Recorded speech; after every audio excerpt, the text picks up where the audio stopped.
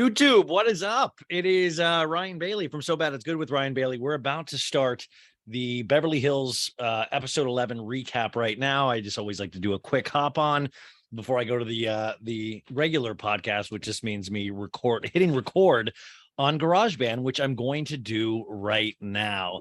Welcome to an all new episode of So Bad It's Good with Ryan Bailey, Real Housewives of Beverly Hills recap edition. What's up, everybody? It's Diana Jenkins. Now, this is for all you YouTubers out there. You guys can't see on the audio podcast, but I have a Diana Jenkins picture, and I've cut out her lips so I can talk like Diana. Asher, I love you. And then stick my tongue through it. So that is something to tune into YouTube just to see that kind of excitement. That cost me $1 million to do that trick. How is everybody doing out there? I got to tell you, I am exhausted. It is. Have you ever waited to get your second win and you've waited like 6 hours and you're like, I don't think the second win's going to come. So you just have to push on. Well, that's what we're doing today, folks, but it's fine. We're going to talk about these Beverly Hills ladies. And I love talking about them, even though they're infuriating. And I feel like we got the mid-season trailer today, which I'm going to talk about at the end of this episode. I don't want to skip ahead. I don't want to cheat, but it looked very exciting. But we're in that kind of close to the middle of the season, and I don't think we're necessarily in the doldrums. There's a lot to talk about, but at the same time, we finally get the return of the one, the only Kathy Hilton tonight.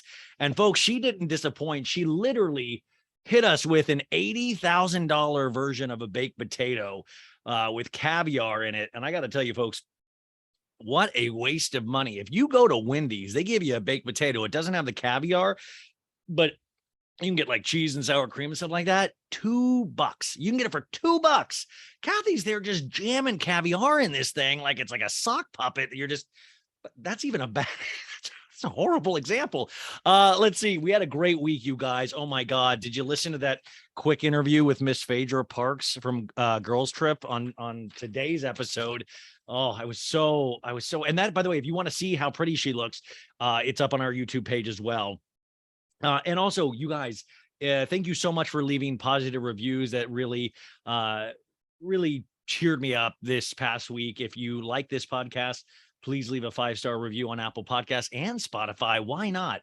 I really do appreciate that. And I guess I'll never stop asking for that because I'm really proud of what we're doing. Also, the Patreon, the Ultimate Girls Trip episode 7 will be up on the Patreon tomorrow afternoon.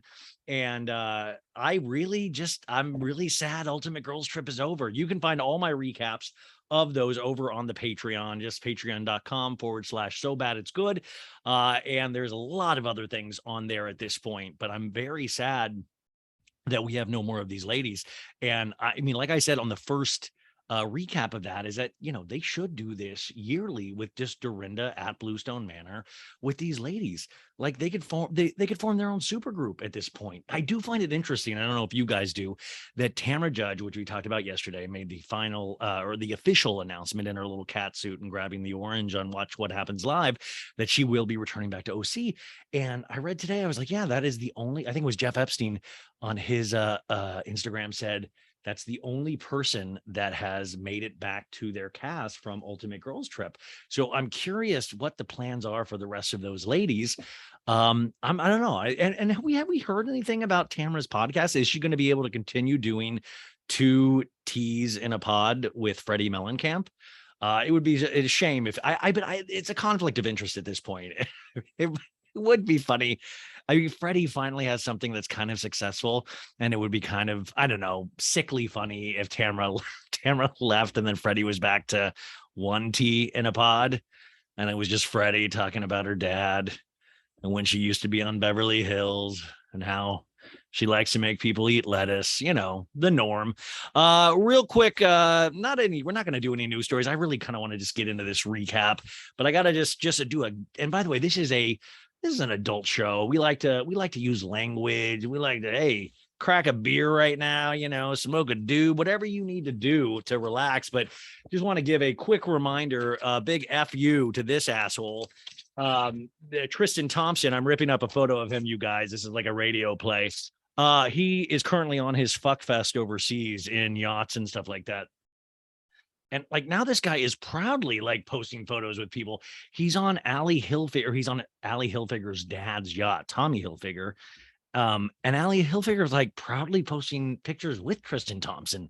Like, who is proud? Like, what is going on in people's life? First off, why is everybody overseas? You got Kris Jenner over there and her boy toy Corey. I swear to God, in the next life, I want to come back as Corey during this time frame. I don't even think that's scientifically possible.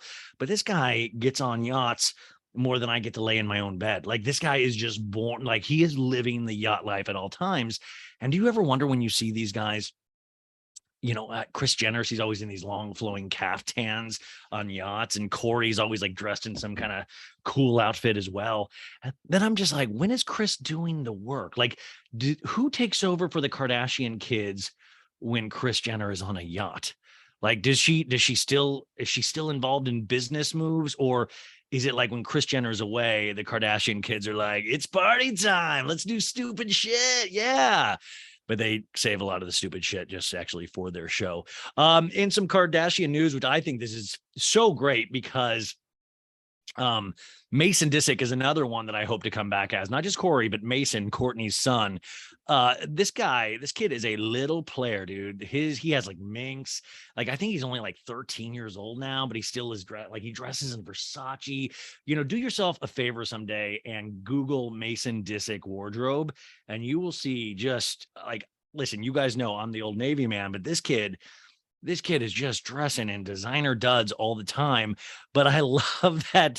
So supposedly this guy, there was rumors that Mason had started this Instagram account, you guys, and he was giving private information and saying Kylie Jenner was getting married to Travis Scott, and that she was on a bridal shower, and posted a picture of Kylie saying that she had her her bridal shower that night or something. And Kourtney, I guess, was so concerned about this. 12 hours ago, she posted in her Instagram story, "Hello everyone, hope it's a beautiful Thursday," which, when you get a beautiful Thursday wish from Kourtney Kardashian, you know it's going to be a good day. She says, "After months and months of thinking you would all know that is not Mason on these fake accounts, some of you don't. So I will spell it out clearly. That is not Mason on these fake social media accounts talking about our family. To any and all news outlets who use that false account as a source, you know better." I love when I get scolded by Kourtney. By the way, I've never posted anything like about these fake accounts, but I like when Kourtney Kardashian scolds the press. You know better, Access Hollywood. How dare you, Entertainment Tonight and E! News. Stop using it for the benefit of your slow news day, in quotation marks, please and thank you. You can just hear the snap in there. And to the person relentlessly pretending to be Mason, ultra creepy. She used ultra 3 times. So it is super creepy. Now, to a lot of you going, Ryan, I would not put that past you. That sounds actually kind of something like you would do. No, I wouldn't. No, I seriously would never create a fake Mason Disick account. But I will say, not to go against Kourtney, because who would ever want to do that? But Mason has posted a lot of troubling things online in terms of giving information out about their family that has actually been Mason. So it's not that far off that we could believe, that actually is Mason. So I thank God every night that it isn't Mason, though, because I'm very happy they are a strong family. I do got to say, next week is already looking for a banner week, you guys. This guy, Shep Rose from Southern Charm. I don't know if you watched it tonight, but we're seeing more information about how he might have a commitment issue. And he'll be on the podcast on Tuesday. I talked to him yesterday, and I can't wait for you guys to hear that. A really rough episode of Southern Charm. Oh man, it has been a wild week. And I don't know, every week seems to be wild now. For all of you guys concerned about hearing my workout with my new trainer, Yesterday, my body is still very sore. I was able to move it more. My body, I was able to move my legs and arms this morning. I was very scared that I wasn't going to be able to get out of bed. I was, but now I think I'm feeling it again. And here's the sad thing: I have to go tomorrow to work out, and I'm literally afraid right now. I'm like, should I? Like, I'm like, oh, should I call out? I'm like, no, I don't want to call out. Like I'm going to do it, but I'm so like, I'm just even like, it's almost like how I imagine kids were afraid of Freddy Krueger and dream of like, oh no, if I go to sleep, I'm gonna have to see Freddy Krueger in my dreams. And it's like if I go, if I it's like Friday should be fun. And now I have to worry about like a 2 p.m. workout, which I know last time I pretty much like heaved afterwards. So I'm literally paying some dude to make me heave. And I'm just, it's like, it's on my mind.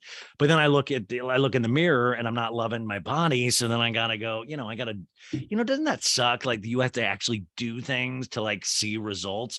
That's like bullshit. And I would love to say that's like a rumor, but you really, truly, it seems like do have to do things. Anywho, yeah, I mean, by the way, you're not like Diana. Hi, I'm Diana Jenkins. I've done a lot of things to my face.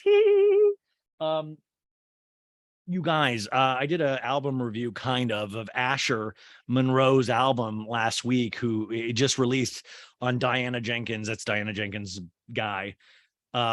Released on Diana Jenkins' record label, D Entertainment or D Empire, which is like Dempire or D Empire. Anywho, I'm begging you guys, it's only 34 minutes. You gotta check the album out because I just feel like rich people just live completely differently, not only in how they dress and the parties they throw, but even like the lyrical content. He's like, you can tell when people don't have to pay their own bills.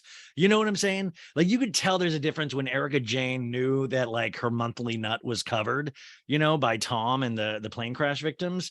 But Asher, it's kind of written by somebody, and I'm not like, he obviously knows how to do like those. It's actually music. You can't argue that there are musical notes in his album. But you can tell when somebody's writing from a more carefree stance, or they're like, you know what, this song's about the state of the world. Because the rest of us really aren't really sometimes worried about the state of the world. We're worried about the state of our own lives at times. You're like, I don't have a time to write a song about the state of the world like you do, Asher. But I think if you're looking for some fun music, Asher Monroe's album, I think, is where it's at. Now, on Beverly Hills, we've kind of had this really blessed, carefree time these last couple of episodes because we've gotten very little Lisa Rinna content. Now, I ask you guys, are you missing Lisa Rinna? Now, we are on the tail end of Lisa having COVID. And by the way, I cannot prove this, but I always heard Lisa was the one that started COVID. She was patient zero, but no, I'm not. Stop it, right? Also, big week for Lisa Rinna, though, not on the show a lot, but the new face of Alexander Wang Shapewear, which is just that's exciting, right? She's in these ads, and you guys know I don't know fashion, but every time I bring up this, people will be like, Alexander Wang's like a horrible person, and I guess he's done like a lot of weird crap, but whatever. I guess he's like a big designer. So I thought this was like a fake meme or something that somebody had made, but it turns out Lisa Rinna is, I don't know if I've seen 2 images so far. I don't know if you would call her the face of, but she is the face of Alexander Wang Shapewear. And even Amelia Gray, the one that's not Amelia, but Amelia, not Amelia is Delilah, but Amelia, this was in page 6, responded to her mom's campaign with a what the F, which is an appropriate reaction because you see it's Alexander Wang bodywear, you guys, and Lisa has one of her legs completely akimbo in the air, and you can just imagine like the dust smell, just like a little Rinna toot. The toot's like hee. And it is something. Listen, she has an amazing body for a woman of her age. But I don't know, like, what do you guys think of this? Amelia didn't like it, so I think it's okay if I don't like it as well.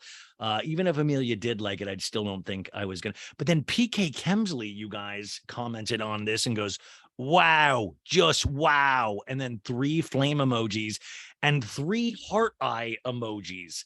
Like PK did the heart eye emoji on like what, if would you want PK leaving 3 heart emojis under Lisa Rinna half naked in like undies? No, I definitely would not want that. I just other famous faces who have promoted Alexander Wang bodywear include Julia Fox, you guys. Now, if you want somebody to wear something weird, this is the year of Julia Fox for that. She'll wear tinfoil at this point if it can shape around her body. Also, somebody had written in saying that they miss when I say Punta Mita in PK Kemsley's voice. You gotta go to Punta Mita. That's where you go. I still have those little moments. Like, even if you don't like the season, there are little moments like that where I'll just think about like PK going, Punta Mita, Dorit. That's where you go. Punta Mita. It was very like Dick Van Dyke, Mary Poppins. So let's just get into this. Let's just get this out of the way and over with so I can try to go to bed and just worry about my trainer. This is episode 11. It's called The Weight of Words. Now, last week was called So You Say because of the final face-off between Diana Jenkins and Sutton. By the way, what was the dude's name? Was it Sanjeet that Sutton was dating last week that she met on Bumble? And I just like, dude, Sanjeet, if you're listening right now, you stay the F away from her. She's spoken for, dude. Sutton is my girl, man. And I will fight you for her. I will fight Sanjeet. Let's do like a celebrity boxing match, except neither of us will be celebrities, because I would fight for Sutton's honor and Sanjeet, you just didn't seem too down with the cause. Like, I would like literally, oh my God, I got into the argument with you guys. And I think she actually made a point, but I always talk about that movie, Say Anything. And for you kids that don't know, it's John Cusack and Ione Skye. And it's directed by and written by Cameron Crowe, the amazing Cameron Crowe. And it's famous for, John Cusack in high school is holding this boombox, which is a thing that you would play cassettes on, you guys. And he's playing In Your Eyes by Peter Gabriel, which is the song that they made love to. They're in high schoolers. I think, who knows it? I think she lost her virginity to John Cusack. I don't know why I'm whispering like my parents are here, but and then that's like the song that's playing, and they lose virginity in the car. Which, by the way, you guys, I lost my virginity in a car. Yeah, no, I didn't sleep with the car. I slept with somebody in the car, but. So he's on this boombox outside her window. It's rainy and her window's open so she can hear it. And it's the In Your Eyes song. In your eyes, the light, the heat. And I always thought, I saw this movie first when I was a kid. So for me, I was like, wow, that's like romance. And then I was talking to this girl and she was like, that's actually stalker behavior. Like, that shit would not fly. And then I was thinking about it. I was like, yeah, that's kind of like, he wouldn't leave this girl alone. Like, he wouldn't, like, if you're a feminist, that potentially is dangerous behavior. I don't know why did I even, well, because of Miss Sutton, because I'm literally going to go outside Sutton's store. In your eyes, the light, I say, your eyes, I am complete. Your eyes, feel the glory of 1,000. What are you doing, Ryan Bailey, out here? I say, come on into Sutton's store for a little mint julep. Yeah, I mean, there's just no way. Like, I think Sutton's been warned about me too, because like, she was nice to me. Like, she nice to me on my birthday, but then other than that, like, I don't think she knows I exist, you guys. Or if she does, she's just really, really scared.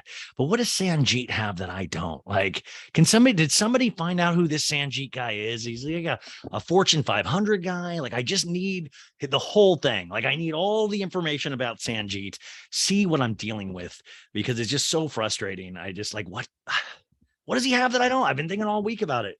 So this is called The Weight of Words.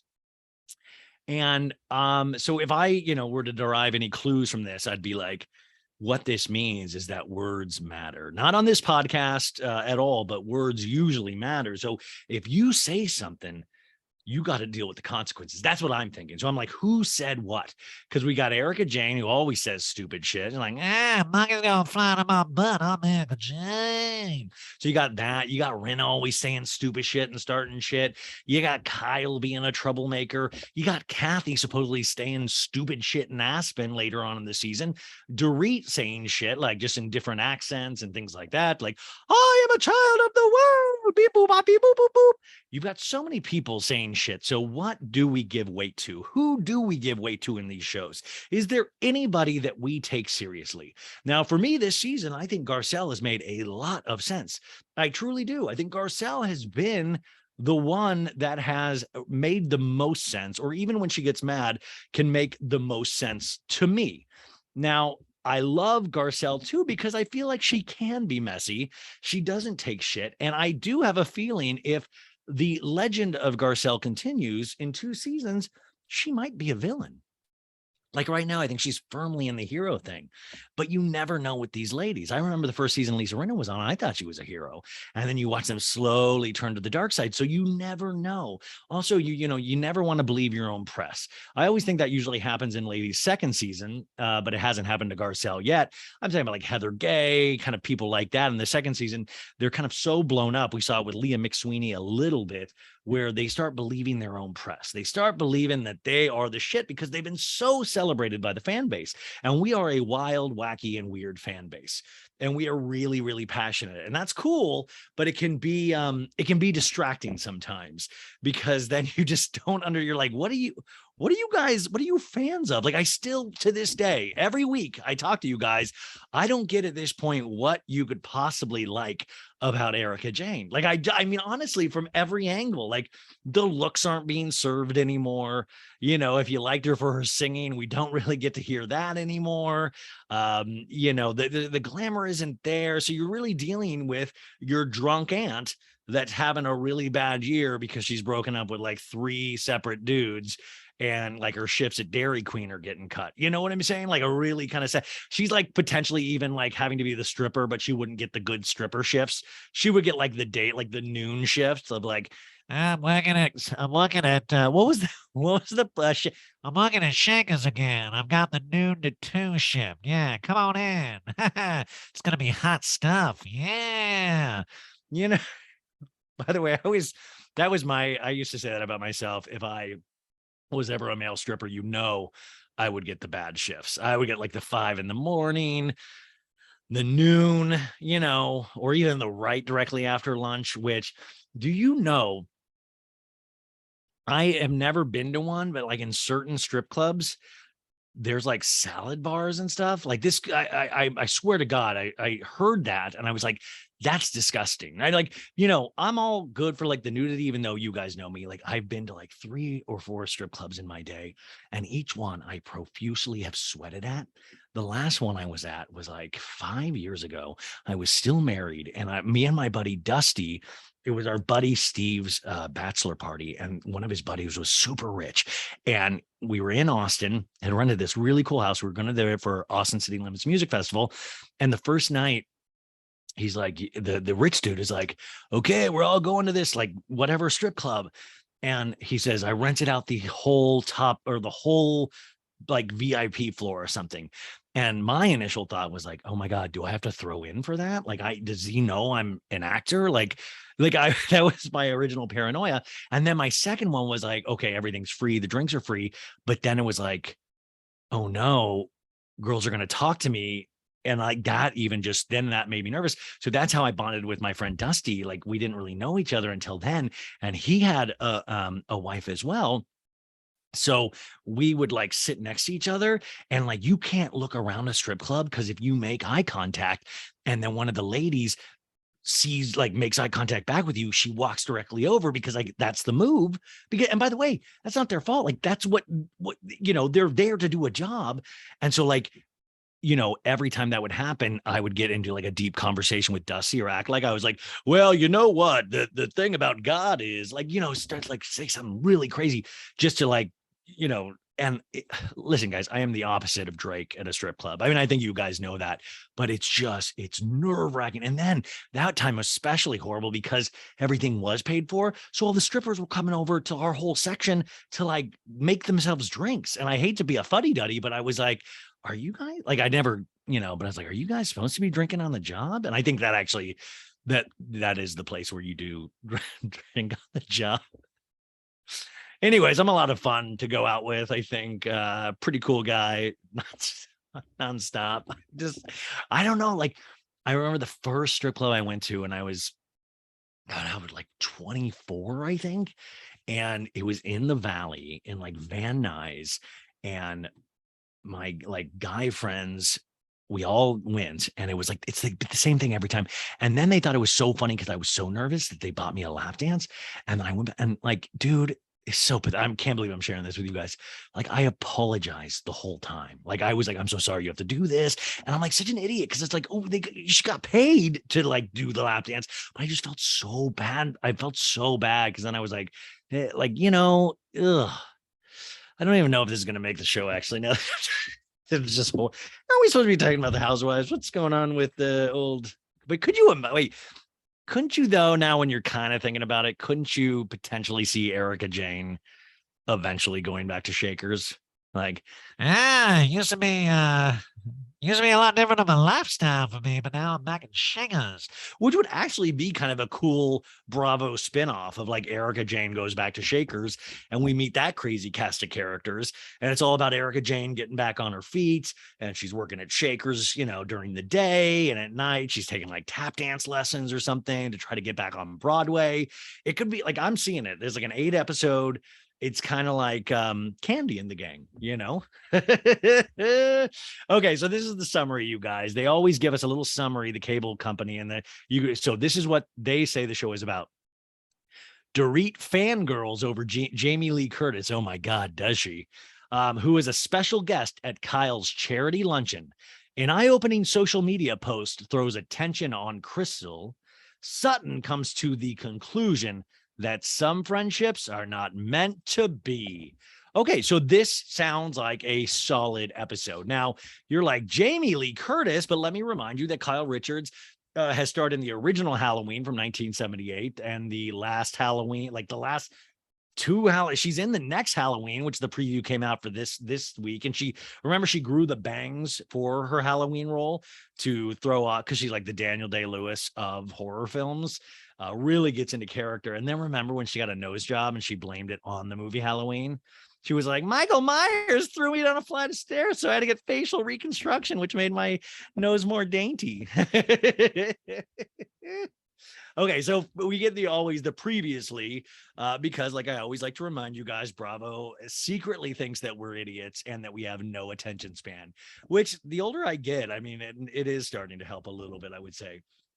So we get a bunch of random scenes from the season. Sutton having the backyard housewarming going, oh, yo, look, it's all mucky out here in the mud, mucky. And then Erica's tapping her expensive glass a little too hard, like, I'll take a refill, fill it up to the top. While Garcelle analyzes Erica's consumption.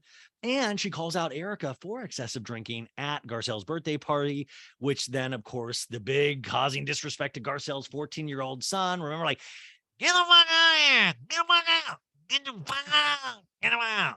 And we see Rob Minkoff saying to Crystal, I'm surprised you told everybody about your eating disorder. Now, I believe that was a scene from last season. Crystal goes, I always felt like the ugly kid. So now we realize that the eating disorder storyline, or actually Crystal's life, is going to get brought back into this, which we kind of knew if you watched the season trailer for this. We have a scene of Sutton at Garcelle's birthday party to Diana of like, you're real motherfucker. Like she hits the motherfucker. And then Diana is relaying that to Rinna in another scene. And she goes, she told me I was soulless and motherfucker. And Rinna's like, what? And then Diana's like, you translate that as I fuck my mom. And then Rinna goes, and then kicks her leg in the air like Alexander Wang and goes, toot. And then Diana goes, stupid. Then we go to a scene of Sutton at lunch with Diana, which was the last scene of last week's episode. We're going, well, I'm here to make peace with you, Diana. And Diana going, I was trying to give you benefit of doubt. She's been clumsy with the words, but changed my mind. I actually have changed my mind. I actually think you mean what you say, Sutton. So what she was basically saying is that she always was saying Sutton, like, Sutton's a big dummy. And we all know that's not true. But then she takes that back and it's like, hey, Sutton's not a dummy at all, you guys. But she's a manipulative asshole. That's what Diana's trying to make us think. And now also, I pointed this out first. So I'm really starting to get bothered by the people writing into me saying this, because I believe I was the one that pointed this out, that my Diana sounds exactly like Mohammed from 90 Day Fiance, which if you guys watch 90 Day Fiance, what a mess this season. But there's this guy, Mohammed, that is really begging this girl to marry him, because I feel like he thinks his destiny is to work in America. He's like, you got to marry me so I can do what I do. And he always has like this really weird, creepy, like half smile. And he looks like he's like only half awake at all times, but he looks maniacal. He scares me very much, but he has a very similar voice to Diana. And also there's only so many voices I can do, folks. So good times. So we then go to the taglines. We didn't have the taglines, I believe, the last 2 weeks. Well, we're back. And just to remind you guys, Garcelle's is, I don't need the spotlight. I shine just fine. Rinna's is like, hi, I'm Karma. And yes, I am a bitch. And then Dorit's like, you could take all my things, beep boop bobby boop, and you wouldn't have taken a thing that matters. Never take little Jagaloo. And then Diana's is like, the only thing better than having it all is having even more. And then Son's like, if you want to see to my table, I say, you best mind your manners. You best mind your P's and Q's. And then Crystal's is like, hey, I'm Crystal. No, Crystal's is like, they say talk is cheap, but in Beverly Hills, my husband directed The Lion King. No, he said, but in Beverly Hills, it can cost you. Remember when we almost had that storyline at the beginning of the season where 14 of Crystal's best friends supposedly stopped talking to her? Like, it was thrown out for a couple of episodes, and then we never went into it. Like, we couldn't get one of the friends on record. Like, who paid who to shut up? Because I feel like 14, we could have gotten at least one. I mean, we got it introduced to a couple of episodes. Where are these ladies? Could we just get one or like a half of one? I mean, nobody could do, in those like, where you're like, they shoot the people like on those like news magazine shows where they're like, they don't want their face to be seen and they disguise their voice, like, I'm one of Diana's 14 friends, and I just wanted to say she is super mean. And like voice distort that person. I would still be down for that, because because Crystal is, I really like Crystal's family. I admire her having the strength to come out and talk more about her eating disorder, which I believe is so completely real. And it is something that a majority of females deal with, and men too, not a majority, but like every one of my female friends will tell me that they've had battles with eating disorders throughout their life. And it's one of those things that I have been naive to when I was younger, not realizing how big of an issue what it is. But then also, it's like sometimes these people that have these real issues, you can't, like, that is a real issue. That's not some like bullshit housewives lying behind people's backs and, backstabbing. That's a real issue. And that's why I think Crystal, to this point, I'm still kind of curious where she fits in completely. And I don't mean that. I mean that as kind of a compliment in a certain way, because sometimes the best people in real life might not make the best housewives. So listen, I don't think Crystal is going anywhere, and I'm still excited to see where she goes in the future with this show. But I do worry sometimes that, like, what else? You know what I'm saying? Like, she seems very well adjusted, and like, I mean, we're confused on what the word dark means, but other than that, and then of course you've got Kyle's, which is when you're the real deal, you don't have to pretend. But real deal, like, she's gotten her nose job a bunch of times. She admitted on Watch What Happens Live, or Andy busted her out, that she got a boob reduction, which is just, I'm still upset. Like, come on, a boob reduction. That's a gift, Kyle. And then Erica, she's just my favorite. Like, I have nothing to lose. I have nothing to hide and nothing to lose. And that makes me unemployable. And that makes me dangerous. I have nothing to hide. No money in my account. And that makes me not able to pay Mikey. So we begin this episode at Dorit's home, where Dorit is on a FaceTime call. And we got to talk about FaceTime calls, I think, in Housewives shows. I'm starting to feel like they might be a little overused. I'm getting a little FaceTimed out. Like, I'm like, you know what? If we can't do scenes together, what's the point of this? Like, or just call it the Real Housewives of FaceTime, because I don't listen. I appreciate that you're keeping Rinna off my big screen and just showing her on a tiny FaceTime screen. But at the same time, I'm feeling like, well, we don't want everything to be told through the phone. That's why we're actually watching a TV show. So Rinna is holding a device up to her chin, you guys, and she's like, "It's not a vibrator." Which, by the way, the scariest fucking thing, when I heard that, I was just like, could you imagine watching Lisa Rinna put an actual vibrator to her face? I'm not even talking about a private vibrator. Just like,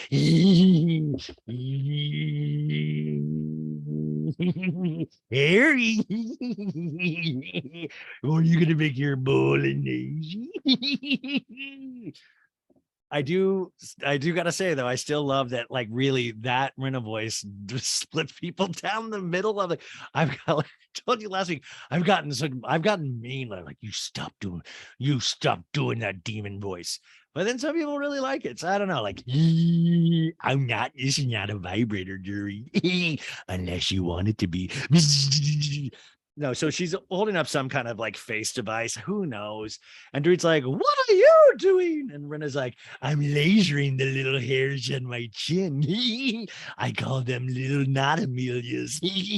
And Dorit's like, "Rinna, I was like, oh my God, I could call you back or say, PK, come in. Rinna's doing a vibrato to her face. Beep, boop, bobby, boop, boop, boop." And Rinna goes, "I don't feel that well yet, but I am better, thank God."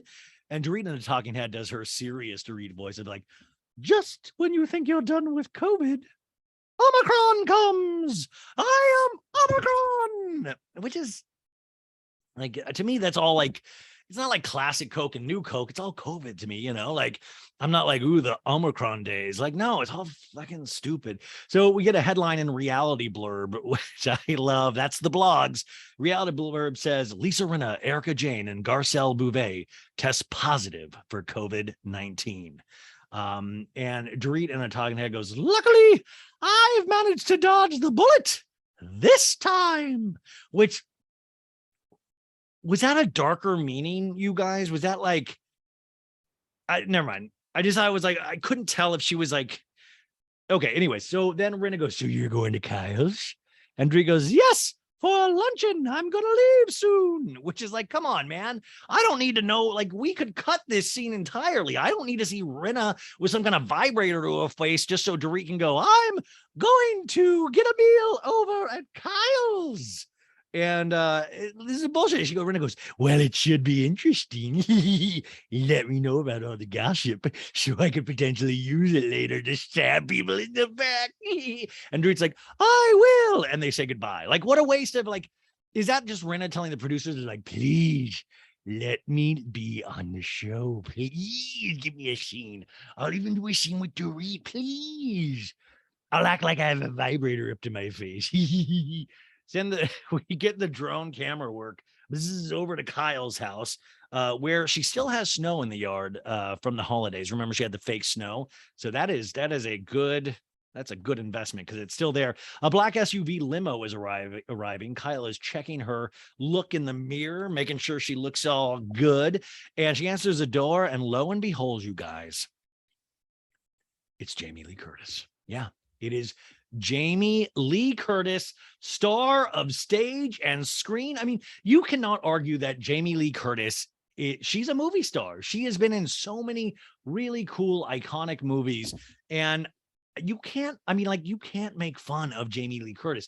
The only thing I will say, though, about Jamie Lee Curtis, and this has always been like one of those like urban myth legends, and I'm going to quiet down on this, is that And my sister said that this is actually true, because my sister like took like a nursing degree at ASU. And now that I'm saying that out loud, I don't imagine ASU has the best textbooks. But there was, do you remember the urgent legend? No, do you remember the urban legend that said Jamie Lee Curtis was a documented hermaphrodite and had both male and female parts? Like I swear to God, you guys, I'm not joking at all. In fact, let me look that up right now, just so I can make I mean, by the way, that who knows, but my sister said, yeah.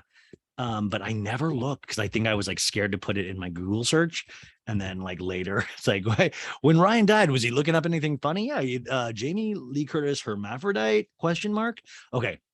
Whoa. Okay, here we go. Okay, so this admits that this is an urban legend. It says the rumors are false. Curtis has been followed for decades by rumors that she is intersex or has Klinefelter syndrome, a genetic condition concerning being born with an extra X chromosome. However, the actress has never spoken about this, casting a shadow over what is certainly her own personal business. Now I feel bad about talking about it on the podcast. And like Jamie Lee Curtis, like, have you seen her in Everything Everywhere All at Once, that movie I was raving about a couple weeks ago? She's in it and she's like really scary in the movie. And so now I'm like, I don't even know if I should even talk about this, because I don't want, like, I like Jamie Lee Curtis. And by the way, that doesn't matter. Like it's all good. Like, I don't think she's like, anyways, what a stupid thing. Like do you guys remember that urban legend? I swear to God, I did not. I looked it up. You guys know. So anyways, jeez. Oh my God. So Kyle opens the door to Jamie Lee Curtis, a movie star, and goes, "Oh my God, you look so gorgeous and stunning." So it's like the usual greeting of females. And Jamie's like, "Hello, how are you?" And they like do the mwah, mwah, mwah. And Jamie hands Kyle a large box. And Kyle's like, "Let's come in here. I am the most unrelaxed human being right now." And Jamie goes, "Why? Why, Kyle?" She's like really overly concerned. Like Jamie really impressed me in her scenes. She really stood out. Kyle goes, "Because I just colored my gray roots." And Jamie goes, "Let me check." And Kyle's like, "My skin has died. I'm running around like a chicken. My gate is rang like 4 million times." Jamie, who is kissing Kyle deeply on her freshly dyed gray roots. And by the way, like, I love that somebody like Kyle says this in front of Jamie Lee Curtis, who is literally all gray hair. Like, there is not a dark hair on Jamie. Like, Jamie Lee Curtis is not dyeing her hair. So then she's hearing Kyle like, "Look at me. Look at me. Look at my hair. Look at me." And but Jamie like, "Oh, playing along." And Kyle's like, I know. They hug with a genuine kindness between them, which, by the way, that was a note from Juliana Carraza, who has been doing my Beverly Hills notes, transcribing them and doing beautifully at them. And I'm really loving some of her added description, so that way I can watch these like a couple times and pick out what I think. But then she's just so good at transcribing. So thank you, Juliana, if you're listening. What if she's not listening anymore? She's like, "Oh, I cannot stand Beverly Hills now." Jamie goes, "Kyle, all I care about is your heart." And Kyle's like, "Thank you." And Jamie's like, "I'm not here because of your hair, Kyle." And I think we were all just kind of like awkward. And then Kyle's like, "I'm so excited. I'm so excited." And then Jamie keeps going. She's like, "I'm not here for your pretty house, although it is beautiful. I'm not here for any other reason except your heart." And then I was kind of like, then I started getting paranoid. I was like, is Jamie actually literally like wants Kyle's heart? She's like, "Give it to me." Like it was very, like it was very theatrical. I was like, this truly is a movie star. She's like, "I'm not here for your pretty heart, Miss Kyle Richards, although it is beautiful. I'm not here for any other reason except your heart." Kyle in a talking head says, "I've known Jamie Lee Curtis since 1978, and we did the first original Halloween. She's been a movie star for over 40 years. She is so down to earth, so kind and thoughtful. Over the years, Jamie has reached out to do the charity work for Children's Hospital in Los Angeles." So then we're like, okay, good. That's why Jamie's here. It's something to do with Children's Hospital Los Angeles. This is a good thing. There are flashes of photos and Kyle and Jamie from the Halloween movies. Jamie Lee is shown at 2013 announcing Kyle and Mauricio have joined the first family of children's hospitals of Los Angeles, which is she goes, this is a very specific level of giving at a fundraiser, which, by the way, that's another thing. If you're rich, you got to start giving, like that's one thing. You watch those and you're like, oh man, I'm so glad I'm poor in moments like that, because then you're like, I'd have, and by the way, the Children's Hospital Los Angeles is dope, but it's like, then you'd have to be going to these events and people are like hitting you up for money all the time. And, which, by the way, this is my theory why Erica and Rinna did not show. I don't think they even had COVID. They were like, is Jamie Lee Curtis gonna ask us some money for a charity? I'm not feeling good. I got a headache. I think it's COVID. I'm gonna stay home. That's Mikey's money. Kyle in a talking head says, oh, sorry.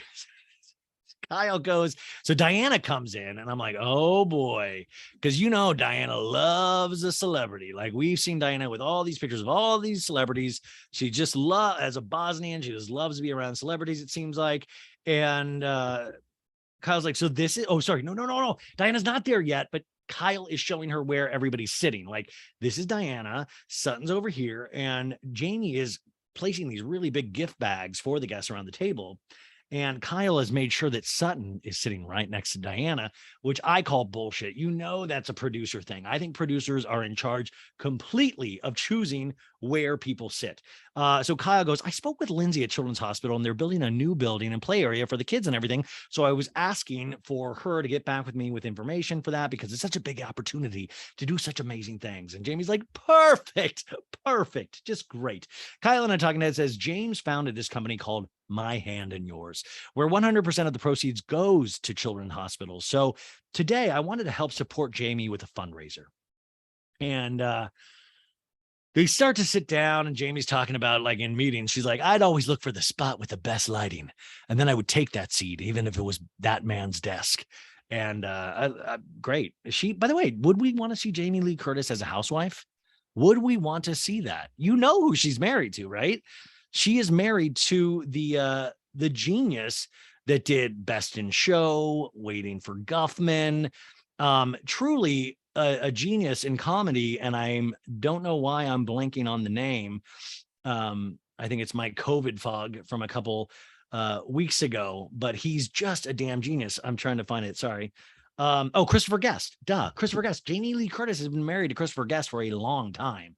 And wouldn't you love to see Christopher Guest palling around with PK, and PK's like, hey, let's go to Punta Mita. And Christopher Guest is like doing his little quirky of like, I'm going to go bite my pillow and cry.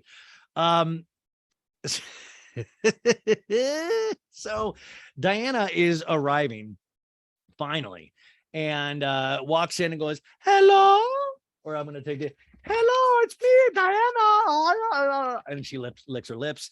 And Jamie goes, hello, like really bright. And then Cherie Zampino walks in and goes, hi, Jamie. What? No hug? And Jamie goes, I like to hug. And then Jamie and Cherie hug. And then Jamie goes, listen, in the world today, you just don't know anymore. You don't know anymore about hugs. Cherie greets Diana and hugs her. And Jamie goes, well, I'm going to hug you too then, Diana. I'm a hugger. And I was just like, sometimes don't get too close to Diana. You can just tell she's ready to pounce sometimes. Sutton and Crystal arrive like, hello, what's going on? It's me, Sutton. And Kyle introduces them both to Jamie Lee Curtis. Sutton compliments how cute Jamie is dressed. Jamie's in like a little white suit number. A camera shows Diana with a forced smile on her face. Like, this is it. She's like, and Diana goes, I am so not in the mood for Sutton. Not at all. Just like dead faced. And I'm like, chill, girl. This is like for the children's hospital. And Kyle's like, we're only missing Dorit now. And Chris goes, 3 of our friends are sick right now. And Jamie goes, hard times. Like children's hospital, that's hard times. Like, Rinna, Erica, and Dorit not being there. I think that's not, Dorit is coming in a sec, but that's not really hard times. But I love Jamie going, hard times. So Dorit finally arrives and is like, hi. And Jamie's like, hi, I'm Jamie. I'm going to hug you. Are we hugging? And I could already tell, like, you could see Dorit's girl boner. And in her talking head, she's like, Jamie Lee Curtis. Oh my God. PK, it's Jamie Lee. Puta mita. Dorit goes, nice to meet you. And Jamie's like, nice to meet you too. Aren't you good to bring these? I'll put them around the Christmas tree. I know where they go. I don't know what she gets. She must have given some kind of little gift or I don't know, a nativity scene. Who knows? Dorit on the talking head says, she's like pinching herself. She's like, hello, am I here? Is this real? Beep-boop, bop-boop. Jamie Lee Curtis. And by the way, I think I would probably freak out about Jamie Lee Curtis. And I kind of like that Dorit's freaking out about Jamie Lee Curtis. But would everybody freak out about Jamie Lee Curtis? I like it, though. I like Kyle goes, ladies, are we ready to go into lunch? Jamie's like, yes. They go into Kyle's dining room, which is still decorated for the Christmas holidays. There's a beautiful table setting, and everyone compliments Kyle on how pretty it looks. And then Sutton says to Jamie Lee Curtis, she goes, I mean, we're really blending in because they're both dressed in winter white. And Jamie's like, yes, we have made some really good choices. And Sutton goes, I mean, this is good. And Jamie snatches Sutton's leopard handbag and says, well, if I had this, and Sutton goes, would you like it? Would you like it? You know, because Sutton is that guy. Well, you just take it then. You remember she's like, at her Sutton store, she's like, I stole a pair of earrings for myself. I say, you know, feel free to grab what you want, Jamie. You have entertained me and my family so much with movies like True Lies and Freaky Friday. I say, so please take my leopard handbag. You can take everything in it as well. And Jamie's like, no, but thank you for the thought. And Sutton's like, well, there's lipstick in there as well. And Jamie's like, but look, this would have been such a good look. The animal print handbag goes with Jamie's animal print blouse. Sutton goes, are you wearing Dolce? And Jamie goes, it is.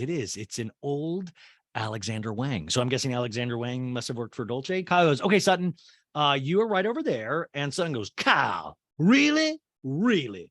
Kyle in her deliberately play dumb mode is like, what? Because she's next to Diana. They peel back to moments before with Kyle deliberately placing Diana and Sutton next to each other at the table before guests arriving. Kyle in a talking head goes, I put Diana right next to Sutton, but let's be honest, she's going to have an issue with someone somewhere. Kyle goes, okay, why don't we switch with someone? Here, Diana, come sit next to me. Sorry. And Diana's like, at the end of the table? And Sutton's like, oh, that's Cherie. And Jamie's like, she just switched. And Sutton softly to herself goes, well, that'll be better. And Jamie goes, I am learning a lot already. And Cherie says to Sutton, you don't have eyelash glue, do you? And Sutton's like, well, yes, I do. Oh, it's in this leopard purse I almost gave to Miss Jamie Lee Curtis, but it's still mine. So I can give you, I'll say, a little eyelash glue. And Cherie's like, she's trying to make a run for it. A server is telling Dorit about her food choices for the entree. You can either have a branzino or a filet mignon. Now, as you get older, you want to stay away from meat. Either that's kind of my favorite. I would go with the branzino here, you guys. And Dorit's like, oh, the branzino, please. And Kyle's like, I'll have the branzino. Jamie's like, branzino. And Sutton gets out her eyelash glue and tries to put it on Sheree. She's like, I'm just going to put it on the lash. And Jamie Lee Curtis is watching this, just looking aghast, just looking like she's looking at Michael Myers in the Halloween movies. And Sheree's like, are you gluing my eye shut, woman? And Jamie is staring, going, I am so into this. You have no idea. Actually, Jamie is fascinated. Remember Jamie from the Activia commercials, which is like the probiotic yogurt, which is like, at the end of the day, it's supposed to just make you poop, which is just, those are the things like, you want to be successful, but then like, I don't know if you ever want to do an Activia commercial. It's like being the face of herpes medicine, kind of. You're like, I actually did one in like an audition for, it wasn't like herpes medication, but it was like for people that had like red spots all over their body. And which, by the way, this is a great entertainment reality show. In fact, Bo, Stassi's husband, used to be a commercial casting director, and he was the casting director for that. And you had to like tell a story about a time you were embarrassed because in the commercial that was like you were at a salad bar. Why am I keep saying salad bar? But you really were at a salad bar and you're reaching for the tongs. This is pre-COVID, and somebody notices your red splotchy arm and you get embarrassed. You're like, oh, somebody saw my red splotchy arm, you know, or like you're really embarrassed. So I had to tell a time. You had to tell a story then, what was embarrassing to you. And I told a story about, anyway, that doesn't matter. But so anyways, Jamie Lee Curtis does those poop Activia commercials, which always makes me laugh. Because you always just think about Jamie Lee Curtis is like, has she had her Activia today? Like, how is she in this scene? Is she regular? You know, like, has she ever used Kyle's bathroom? Anywho, So we see Son's like, wait, oh God, oh goodness, oh no, it came out in a big glob. I don't know what eyelash glue is, you guys. And the fact that I have shaky hands as is, and to have to like do that kind of delicate procedure, I would never be able to put on eyelashes at all. Crystal does a freak out face, and Sheree is laughing, and Dorit's like, that is sabotage. And Sutton's like, it's not sabotage. And Sheree's like, I can't stand you, woman. Jamie Lee stands up like a true American hero to help. And she goes, okay, this has now become a medical emergency. Back off. And Kyle's gritting her teeth, pointing her finger, going, Sutton, you keep your hand off her. Which is funny because a couple episodes ago at Garcelle's birthday party, Kyle was literally shaking the shit out of Sutton, just like leaving marks on her. Like, you stop it, Sutton, you stop it. So it is hysterical. Ow, I just was doing the shaking motion and my fucking arm hurt. I just hurt myself from the stupid lifting weights. Getting in shape is so damn dumb. So Jamie's dabbing at Sheree's eyes with a Q-tip. She has glue everywhere. Son's like, Aunt Jamie's got it under control. Which that's gonna, I like that it says Aunt Jamie's got it under control. I say. And she's like, thank you, Aunt Jamie. Meanwhile, Crystal was recording all of this with her phone, which I would love to get this. This is like January 6th footage for me. Like if I could get this actual footage from Crystal's phone. Son's like, and thank you, Sutton. You know, I helped. And Sheree's like, no, thank you, Sutton. They show Diana just looking at her plate, smirking in disgust, like, oh, screw you, Sutton. I hate you. Kyle's laughing to Diana going, you're loving this. And Diana's like, yeah. And Sheree's like, okay, am I good? And Jamie's like, you're good. And Sheree's like, why do I feel like my eye feels funny though?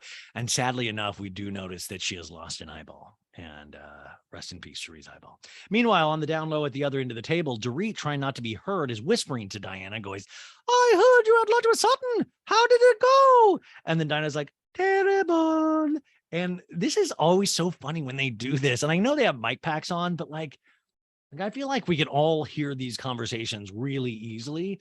And also, if I was Sutton, I would be like, literally, I would just be looking at everybody, expecting them to talk shit about me. And as soon as I saw that, I'd be like, are you guys talking shit? Are you guys talking poo-poo about me? I say, you better keep my name out of your mouth. I'm going to call Sanjeet, saying he's going to come kick your butt. Stands up for his lady, not like that old Ryan Bailey, that old rapscallion. Oh my God, I just got this fear in my eye, fear in my heart that like Shep's single now. What if Shep goes for Sutton at BravoCon? Like, do you think that like, oh, Shep Rowe, like, cause they're both from the South. Oh, you're an old Southern gentleman. I'll say, Mr. Shep Rose. So, okay, so Diana's like about to talk shit about Sutton again. And they flash to that lunch from last episode of like, Diana goes, you cut me deep. And if I told you right now it's all good, it would be fake. And Dree goes, really? That's what happened at the dinner? And Diana's like, I'm a little repulsed by her. I honestly went home and I'm scrubbing myself.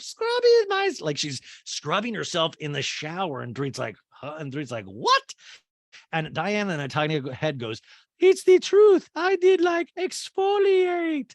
Dude, like chill out, Diana. You're from Bosnia, like a war-torn country, and you can't fucking take Sutton and you have to go home and scrub your skin. Like, I watched that meal. If you can't take a fucking meal where Sutton is like just being Sutton, like what? Come on, man. You can't take that? That's redonkulous. Anywho, Diana whispers back to Dorit, I don't even know like how to explain it, but she offends my space. And Dorit just stares at Diana speechless. The caterers bring out the food. Dorit's like, we're just so happy to be with you, Jamie. And Jamie's like, thank you. That's very sweet of you, Dorit. Thank you. So why don't I talk about why I'm here while you guys eat? And so this is the big presentation. And Jamie's like, what if I told you that you could go to Vegas 1 month out of every year? And with my new Jamie Lee Curtis timeshares, you can. No, I just thought it would be great if she was selling timeshares to the lady. Wouldn't you love to go to Aruba at least once every year? With these timeshares, you can. No. She goes, by the way, everything that I'm showing you today, you guys, is myhandandyours.com. So You guys, that's a real website. Go ahead and look at it. And she's now displaying things like Vanna White, like all this. I was like, is this really happening? Jamie is like, this is the my hand in yours tumblers. And it's just, guys, it's literally just a coffee, kind of like a coffee mug. We've seen them at Starbucks. And Dorit's like, it keeps things hot and cold. Like she's now like, this technology doesn't exist. There's no way that's true. People Bob, you're a fucking liar, Jamie Lee Curtis, because that technology, I'd pay millions, I tell you.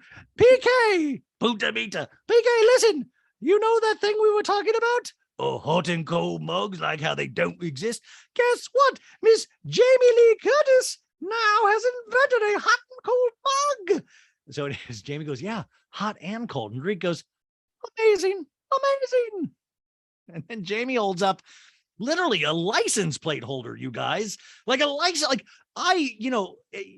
you go to a gift store, any kind of theme park, any like shitty like Hollywood Boulevard, you're going to get hit with license plate covers. Like I don't even see them anymore. Like I blank them out. Like they're like muffled faces to me when I see license plate holders. But Jamie's holding up one and going, you have my hand in yours license plate holder. And Dorit goes, what? Oh, what? Are you kidding me? Imagine me in my Bentley with my hand in your license plate holder. Which, like, really, Dorit's going to put that on a fucking one of her cars? Are you out of your mind? And Kyle is biting her lip, trying not to laugh, because it really is truly ridiculous. Jamie now holds, these are the most random fucking things. Like, it's literally like, this, yeah, torn up paper. What? Are you kidding me? You silly torn up. That's the most beautiful torn up paper I've ever seen. She holds up wind chimes, you guys, like fucking wind chimes. And Dorit literally shits herself. Like Dorit, her head explodes. Like, I can't take it. She goes, we have a wind chime. And Dorit goes, ooh, a wind chime, beep boop, beep boop, of my hand and yours. And Dorit goes, hey, Jamie, let me just say, that is the chicest wind chime I've ever seen. You guys, I shit you not, it is a completely normal wind chime. Like it is the most normal wind chime. In fact, I would almost say too normal of a wind chime. It doesn't even look like there's any kind of shitty decorations on it. It's just a wind chime. And Jamie, even at this point, is like, are you fucking kidding me? This is just a wind chime. But she's like, thank you, darling. Thank you. Kyle in a talking head goes, Jamie has found herself a new best friend in Dorit. She's really going over the top for love of these items. And then Jamie pulls out, I shit you, you're going to think I'm joking. You obviously watch the show, so you not know that I'm not. Jamie pulls out a basic black dog leash. And she goes, and then this dog leash. And Dorit with big eyes goes, stop it right now. Oh my God. I have a dog leash for PK, but it's nowhere near as fancy as this basic black dog leash. Jamie goes, and we put a my paw and yours dog tag on it. And this is, and Dorit raises her arm, shaking her head. She's like, I mean, honestly, this is just too much, Jamie. Too many good products. The camera pans to Crystal, and Crystal's even trying not to laugh. Jamie holds up a box, and you guys, it's a lavender candle. And Dorit's like, shut up. It's very chic. The camera shows Sutton smiling to Cherie, and Cherie even cracking up a little. Jamie's holding up ball caps. She's like, these are hats. And Dorit's like, what? What is a hat? Oh my goodness, is this from the runways in Paris? So chic. And then she holds up small clothing. She's like, little snugglies. And Dorit goes, really? Very chic. I'd love to see little Jagaloo and a snuggly from Jamie Lee Curtis. Kyle in a talking head says, at this point, Jamie Lee could show Dorit a dirty old tissue and she would say, it's so chic. Oh my God. Which, by the way, that's, really, Jamie should be selling like sanitary napkins, like just sell your Activia cups, like whatever. Jamie goes, well, that's the end of my spiel. And they all clap and say, yay. And Kyle hugs Jamie and goes, I love you. And Diana goes, thank you. And she goes, we love it all. And Kyle goes, well, I was talking to Children's Hospital Los Angeles, and I decided to give $25,000 of Mauricio's money to the Kyle Richards and Jamie Lee Curtis Fund. And Jamie goes, at Children's? And Kyle's like, yeah, Children's Hospital. Which, by the way, why? Like, first off, if your name like Kyle Richards and Jamie Lee Curtis Fund, like, yeah, give fucking money. Like, why are you guys surprised each other's like Kyle, you're giving money? Are you? I thought we did this so we didn't have to give the money. I thought we just lent our, like, Jamie seemed literally like stunned. Like, what are you talking? Wait, your own money, Kyle? No. And then Jamie was like, at Children's? And I'm like, yeah, the fucking thing you're here for. And Jamie's like, well, that is beautiful. And Kyle's like, we have our little fun together. And they hug. And Diana goes, Diana quietly goes, I'm matching it. I'm matching it. The money. I'm matching it. Which, by the way, isn't this what we were kind of saying last a couple weeks ago when she was accusing Sutton of trying to one up her with her miscarriages, which, by the way, trigger warning, but just wanted to point out how ridiculous. She was like, she's trying to one up me, miscarriage, the spokesperson for miscarriage. Like, she's like a blackjack dealer, like, hit me, more miscarriage. But so Diana's like, I'm matching it. And Kyle's like, Jamie, Diana's matching my 25K, just so you know. And Dory goes, what? Oh, you get so many wind chimes. Oh, my goodness.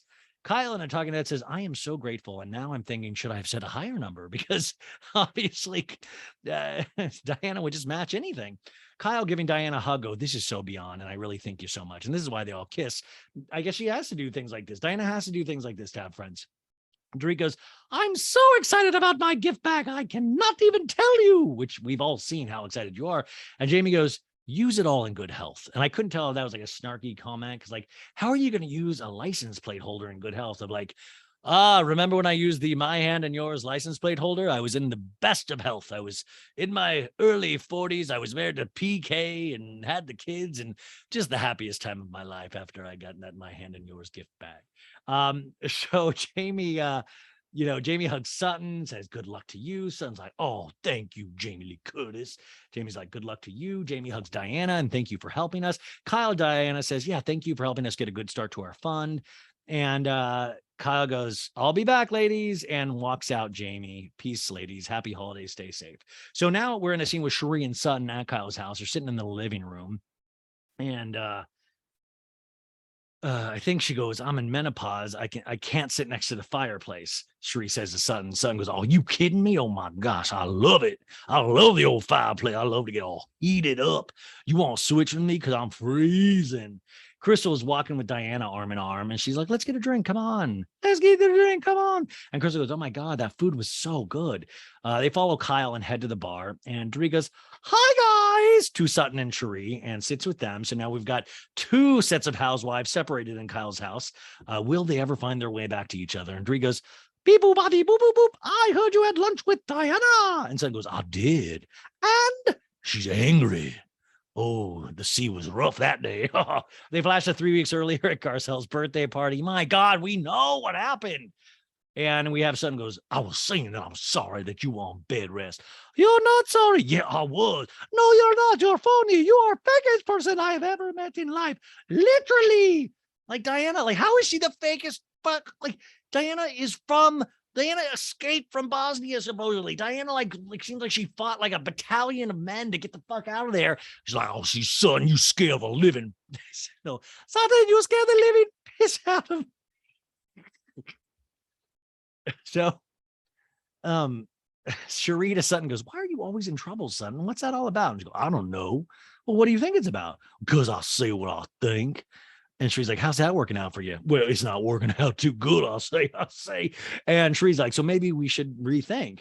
And Sutton's like, well, I'm going to be quiet. I'm going to sit. I'm going to be quiet. And y'all going to be sad. I'm telling you. You going to be all sad. Sutton ain't talking. I'll say, well, we talked about this and you all going to be like, she's not talking. Why Sutton not talking? And Shree's like, let me tell you this, because I understand what you're saying. But when you're bitchy to me at one of my lowest moments, that has a different weight. And Sutton goes, well, but does it excuse mocking me when I'm telling you some of my lowest moment? So Sheree, of course, is talking about Diana being in her lowest moment. And Sutton goes, well, I'm telling her about my lowest moment. I'm getting mocked. I would never make fun of somebody's miscarriage. And Dree goes, you did. You questioned that she was on bed rest. Flashback to 3 weeks earlier. Son's like, so you're on bed rest because you're here. So that's confusing. You won't have to clear that up. And Diana's like, that I should be in bed and I'm here. Yeah. Had you led, I'm really empathetic and I had this. Oh, sorry. Listen, guys, I'm a one-man band and it's not a good band sometimes. Reed's like, had you led, I am really empathetic and I had this experience to Diana, I think you would have had a different reaction from her. And she's like, absolutely. And Sutton's like, well, she hurt my feelings terribly.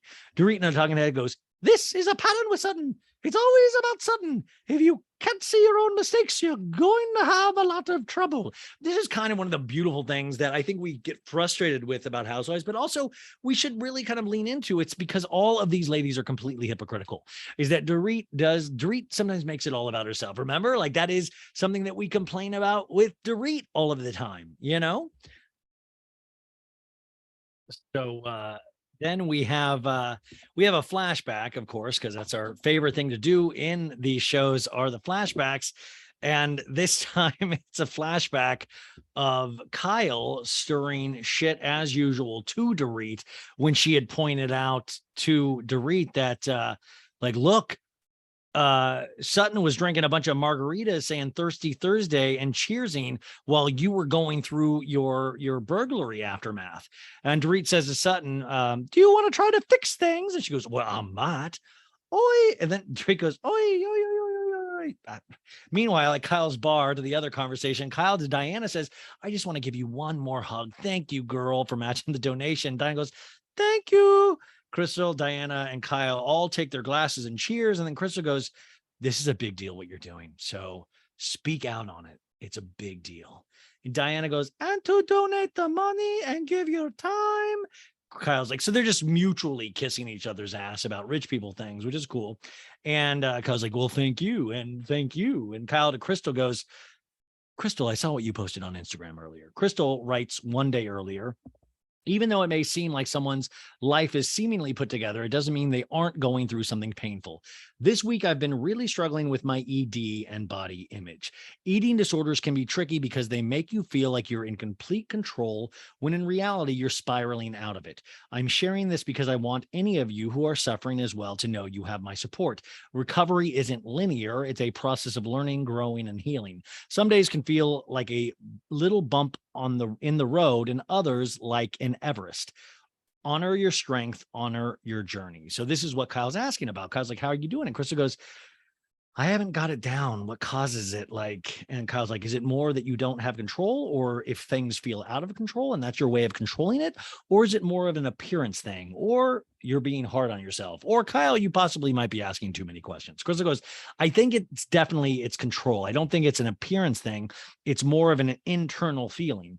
Crystal in the talking head says, holidays can be very triggering. And the other day I was going to post this picture of the family and I remembered feeling like my stomach and my body. And I felt like crap. And I decided to be just super real and post about how I was actually feeling.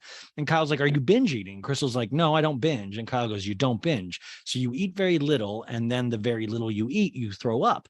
And Crystal goes, well, you're asking the hard questions. And Kyle goes, well, I am, because I know. We get a flashback to 2018 of Kyle telling Dorit about her eating disorder when she was younger, where she would take a V8 juice and heat it up in a bowl, and that was her food. And Dorit's like, oh my God. And Kyle's like, I weighed 99 pounds. Is it, and this is something that I don't know, is it wrong for Kyle to bring up her experience, potentially making it about herself to relate to Crystal's eating issues, but it is wrong for Sutton to bring up her miscarriages to relate to Diana? And all Sutton supposedly does is, make it about herself, everybody says. So it's just a very interesting comparison. But remember, like I just said, these housewife shows, and especially Beverly Hills, it lives in that hypocrisy. It lives in nobody is actually fully self-aware because they're always blaming something on somebody else. And that's what's so frustrating about these shows, but also kind of darkly humorous. Kyle says, I would eat a very little and then worry about those few calories I had. Kyle in a talking head says, when I was younger, forgetting about a public platform, we didn't talk about it with our friends and our family. Remember, when Kyle was growing up, public platforms like Facebook and Instagram and TikTok, those all didn't exist. She goes, Crystal posting this on social media to me meant it kind of like a cry for help. Crystal says, for me, it's physically feeling like I'm overconsumed. I wake up every morning thinking about everything I eat. And Kyle goes, what would be something that would make you feel bad? Like, would you order pasta? And Crystal goes, I will never order pasta because it will trigger me. And when I watch someone that's eating it, I envy it. Crystal in the Talking Head says, eating disorders started when I was 11. And I remember every school picture I was in the back row always. And we see a few photos of Crystal's class pictures where she is in the back row. Crystal's now tearful in the Talking Head and says, it's one thing to be the tallest girl, the tallest kid in class, but also looking different as a minority just makes it even that much more apparent. And I work very hard to accept how I look and appreciate it. And it's so hard. And Crystal says, physically being in my body sucks. It just sucks. I feel like fucking shit all the time. And Diana's like, I'm so sorry. I'm so sorry, love. I know how much you do love food too. Okay, Diana. Okay. Kyle hugging Crystal goes, you're so gorgeous. And I know you know that. Crystal's crying, says, I want to eat a meal and be okay with it. You know, I don't want to like hate what I'm eating every day. I'm just exhausted. I'm so tired of it. Don't you guys feel this? Like you can relate it to something in your life, even if it's not an eating disorder. It's like sometimes these things that we have to live with that, and put up with ourselves. It can be so frustrating because why can't we just let it go? It would be so much easier, but you can't. And no matter how many times Kyle says Crystal's beautiful, or I say Crystal's a gorgeous woman, right? Gorgeous, a gorgeous, gorgeous woman. And Crystal won't believe it. Crystal sees something completely different. And of course, Diana's like, you love food. I know you really love food. Yeah, it's probably fucking insane. Like think about how many scenes of Crystal so far in less than 1.5 seasons we've seen of her cooking or in the kitchen being around food. And she's obviously like a hostess and loves food and all of this stuff. And it's just interesting how we see ourselves, and how sad that is. And to me, that's what I'm saying. Like, Crystal, this is a real issue. This is real. This is not fucking like Erica Jane can't afford, like 4 people on her glam squad. This is real. So Crystal Natagan says, the scariest thing about my eating disorder is that I'll pass it on to my kids. I just don't ever want my kids, and we see a picture of Rob and Max and Zoe, to like suffer this much. It's just an ongoing battle.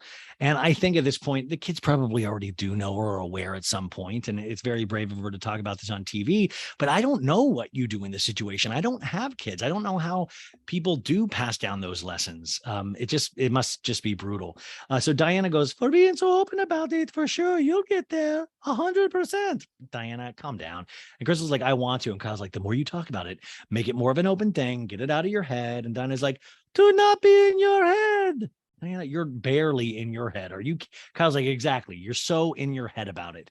Kyle, what are you acting like? Diana's making sense. Kyle and I talking head says, because I went through my own issues, I have educated myself and my daughters, and I really made a conscious effort to make sure that they never went through what I went through. I would be curious if her daughters did go through at all ever what she had went through, because it seems to be such a common issue. Even, like it just seems to be the pressures, and especially living your life in a family that not obsessed with look, but I mean, you come to like you're around Paris Hilton and Nikki Hilton and cameras all of the time, seeing yourself on TV. I mean, the times I've seen myself on TV, I've not been happy with it. Like, hey, shout out there to everybody watching me on YouTube right now. So the ladies decide to go over to the other group of ladies. Crystal's done with this conversation. So we go back over there and Kyle is like, so what are you guys talking about while we were in there? I'm just curious. And Dorit goes, oh, Lordy, people have mercy. And she's like, well, their lunch. And Son goes, yeah. And Dorit goes, yep, that's the truth. And Diana goes, awkward. And then Kyle and Dorit laugh. And then Son's like, well, I think Diana isn't ready to kind of accept anything. And Diana goes, she's right. And Kyle's like, what is anything? She didn't accept what? Did you apologize or did you expect her to apologize? And Son's like, well, she doesn't. No. I'm done apologizing. I'll say, because I've apologized. I don't think she's ready to even ponder any kind of friendship, And Diana is, and by the way, this is the fun thing. Like I have this Diana mask, like I said, that I cut the mouth of. And for all you guys at home, this is like a little bit of so bad it's good arts and crafts time.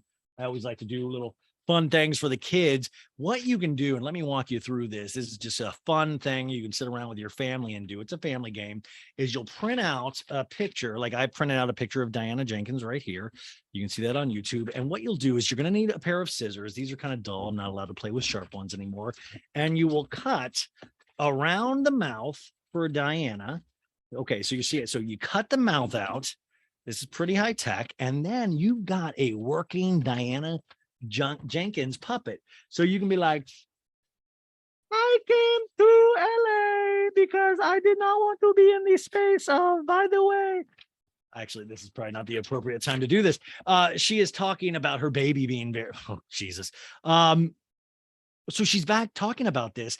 The timeline for me is a little confusing. She says, I did not want to count the weeks to the birth, so I kind of flipped my whole life upside down so I didn't go to the dark place. So I ended up with the girls in Mexico trying to have fun. Unfortunately, I shouldn't have done tequila because it's a blood thinner. So this is, was I mistaken, you guys? Like, didn't she say that the miscarriage was like a year ago? But now the timeline seems like it has been moved up in some sort. I'm not questioning at all in terms of like, I know this definitely happened. I just think I was misunderstanding the timeline because it seems much more recent that it was still affecting things in Mexico. So we get that flashback to 1 month earlier where Diana was like, it was a mistake having the glass of champagne because all I want to do is sleep. But remember, the ladies didn't know anything about that this was what she was experiencing. And Crystal goes, so what would pick you up? And Diana goes, glass of white wine. Diana continues, and on the way back in the plane, she started bleeding again, and she was not happy with herself, she says, and her treatment of her body. And she goes, and maybe have sent a little bit of rude message to a group. That's when she's like, I'm fucking doing my best. That's all there was to it. And so it started from there, I guess, right? Yeah. It's a lot of like, I'm trying to understand what she's meaning. I don't know if certain things are lost in translation here. Kyle says, I thought it had happened not a long time ago. I knew it was recent. I thought it was just months. I thought it was 6 months ago. And Diana and I talking ahead goes, I'm raw emotionally and physically. So sudden behavior was very hurtful. And she should really know better than to talk to me like this. And I just truly I have a feeling these guys are going to be best friends next season, because we all get something can put her, foot in her mouth a lot. But at the same time, I don't know. Diana seems like she should be way thicker skinned than this. Some piece of information is being, I always say that with these shows, we always feel like we're not seeing the whole picture. I feel like with this, especially, there's a big piece of information we're not seeing. So Sutton's like, well, I was just trying to connect. I really was, Diana, and it was an honest approach to connect with you. We had a really rough and rocky start, and I'm to blame. I won't say for 95% of it. And Diana goes, thank you. Sutton, don't fucking take 95% of the blame. Are you out of your mind? I don't know what Sanjeet's gotten into you, but no, Sutton. It's 50-50. It is not 95-5. Are you out? No, Sutton, stop this. Stop giving away your power. This is the same shit you did last season with Erica. And Erica's like, oh, what? Oh, what? Oh, what? Oh, nothing. Come on. Don't accept 95. No, it's too much. I'll let you accept 60% at most. And that's me being generous towards Diana. So Sutton goes, well, take all the time you need. Take all the space you need. I'm here, and I'm happy to talk about it with you privately, whatever. Sutton is like, what a beautiful, and even Crystal's like, Sutton, that was beautiful. And Diana's like, thank you. And Sutton's like, okay. And Diana's like, okay. And then she's like, time out for both of us. Time out. And she's doing this like weird finger cuff thing, like, time out. Time out. And thank God now we're on to a new scene, because that felt like it was forever. Now it's Rinna's turn, and we are, guess what? FaceTime and Erica. It's the FaceTime Chronicles. Rinna's like, hey, hi. And Erica's like, how are you? I'm good. You look good. How are you feeling? And Dorit thought I had a vibrator to my face when I FaceTimed her. And Erica's like, better. You look up and around. I was decorating the tree because I haven't done any decorating. But you look like you feel normal. Do I? She's very glammed up for the scene. She's like, I don't feel quite normal. How about you? I get out of this isolation in 2 days. So I'll see you Tuesday at Diana's. Great, great, great. Erica's like, yeah, for sure. I'm there. Can't wait.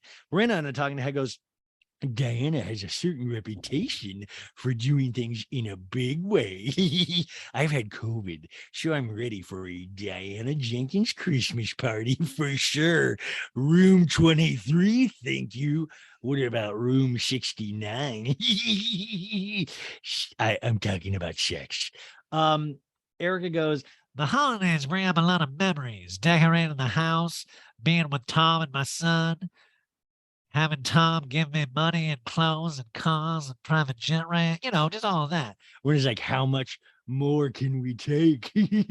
Erica's like, You just keep taking 3 punches and keep rolling with them. What else is there? and Renee's like, there's not much. And then Renee was like, and Eric's like, and then Renee goes, I said that with such sincerity too, didn't I? And Eric goes, No, but I mean, that's what I'm saying. We wake up, we make the best of it, and that's it. Fuck it. Fuck it. and Renee goes, yes, I agree. Hey, Harry brought home your Los Angeles magazine cover. I've not read it, but it's in my kitchen. We see the Los Angeles magazine cover with Tom and Erica getting paparazzi'd with a giant red banner across it saying, barely legal, crooked investigators, swindled orphans, a fortune squandered on bling, inside the surreal scandal that toppled LA's top lawyer and his ambitious reality TV star wife. And Erica goes, Please do. Ring goes, I will. And Eric goes like, There's no great revelations. They're like 365 days late. and Rena goes, really? Oh, well. And Eric's like, Yeah, there's nothing there. I love Erica just throwing be. Yeah, there's nothing else to see here. Just keep moving, please. Nothing else to see. No, there's not. No, you're late. Come on. This is like the same kind of Erica distraction thing of like, okay. But I also like Rena's kind of subtle of like, any press is good press. You're on the cover of her magazine. Erica and a talking head goes, The LA magazine articles are recycling of the same old problems. They criticize me for being ambitious. But other than that, it's just about the same old lawsuits that were filed, the same old controversy to dehumanize me. It hurts, it hurts. okay, but your husband at least did something wrong. But I like that she's also going like, they criticize me, a woman, for being ambitious. Unlike Madonna, the blonde ambition, like it's like They won't let a woman succeed. Again, a headline in Los Angeles magazine says, barely legal, the surreal saga of Tom Girardi and Erica Jane. Erica goes, I think that was a low blow to call me ambitious. It's like it was a slight. Would it be better if I were a lazy wife? no, it'd be better if you didn't fucking spend all the money you spent and brag about it on TV. I mean, that's what it like. The orphans would maybe have a little bit more money. A polite wife. Yeah, be a polite wife. Seriously, that's all we're asking for is just a little acknowledgement. Or an in her place wife. yes, she's saying everything and you're just screaming yes at the screen. But instead, I'm an ambitious one. Therefore, I'm bad. No, once again, you've got to reframe how you're thinking this. This is not you're completely lost in how you're viewing this. It is completely, we've been screaming about this for so long. No, you're like, They just don't want a woman to succeed. no, this isn't about you. Once again, when it's like, have you talked to Tom at all? She goes, Yeah, I've heard. He heard I had COVID, so I want to make sure I was okay. Eric in a talking head says, When Tom calls, sometimes he's super present. Sometimes he thinks I'm someone else. and she goes, Nothing about these conversations are good, except I know that he's in a safe place, but I also know what that place means. It's a memory care facility. I've been down this road with my grandmother, and it doesn't get better. It only gets worse from here. okay, two things can be right at the same time, right? We always say that. So Tom is doing well enough some days where he even hears about Erica having COVID. He's like, hey, just wanted to check in on you. I'm going to tell you my old John Wayne story to try to brighten your day. Like he's still with it enough to check in. But remember, being in this memory care facility, like we talked with Ronald Richards and others, is that, it makes him, he doesn't have to face what he did. He doesn't have to ever go to prison, And like sometimes that's kind of wildly unfair because you're like, well, on the days that he does know who he is and all of those things, should he go to prison then? Like, he's just free to do what he wants. He's able to go to lunch still. He's able to kind of live a life. And yeah, it doesn't get any better. I'm not saying it does. And I'm trying to be very sympathetic to what he is going through. And that's got to be a very scary thing. I think we've all watched our loved ones kind of lose themselves. And God, isn't that a scary thought? Of course, you always think to the end of the Notebook as the saddest, saddest last scene of a movie ever. But I do sometimes wonder of like, well, what's the, is he with it 50% of the time? Is he with it more? He called Ronald Richards, he had a conversation with him. And I'm not saying that Tom is faking it at all, but I do wonder how far along these things are and what awareness he has. Like, if he's aware that Erica has COVID and he's checking out on her, he's got to be aware that he did some really, really bad things, some really, really, really bad things. And I just wonder sometimes if he even realizes that, wow, things shook out this way and they're horrible, but at least I'm not in prison. I don't know. These are all questions I'm just very curious about. And I don't think we'll ever truly get answers to this, but it is one of those things that they're going to keep bringing him up and stuff. I think it's okay to wonder about, I don't think this is just one get out of jail free card because this is like a certain form of hell having to go through what he's going through, So then she says, Rena goes, let me ask you, they've come out and said that now the brother's going to represent him in your divorce. And Erica goes, They just dropped their divorce lawyer probably because they can't pay him. I'm imagining he's probably expensive, but also too, like, I can't get a divorce right now. Like, I'm legally separated. So my life has moved on and everything is separate, but I can't get a divorce right now. There's so much legal shit going on. Then in a talking head, she continues, it's ironic, I know, because if I was divorced from Tom, I would have to pay him alimony. I'll stay married, thanks. Also, her fucking talking head looks, it's like Princess Leia on crack with these like it's so weird. It's like there's like a Joseph in the Amazing Technicolor Dreamcoat aspect to it.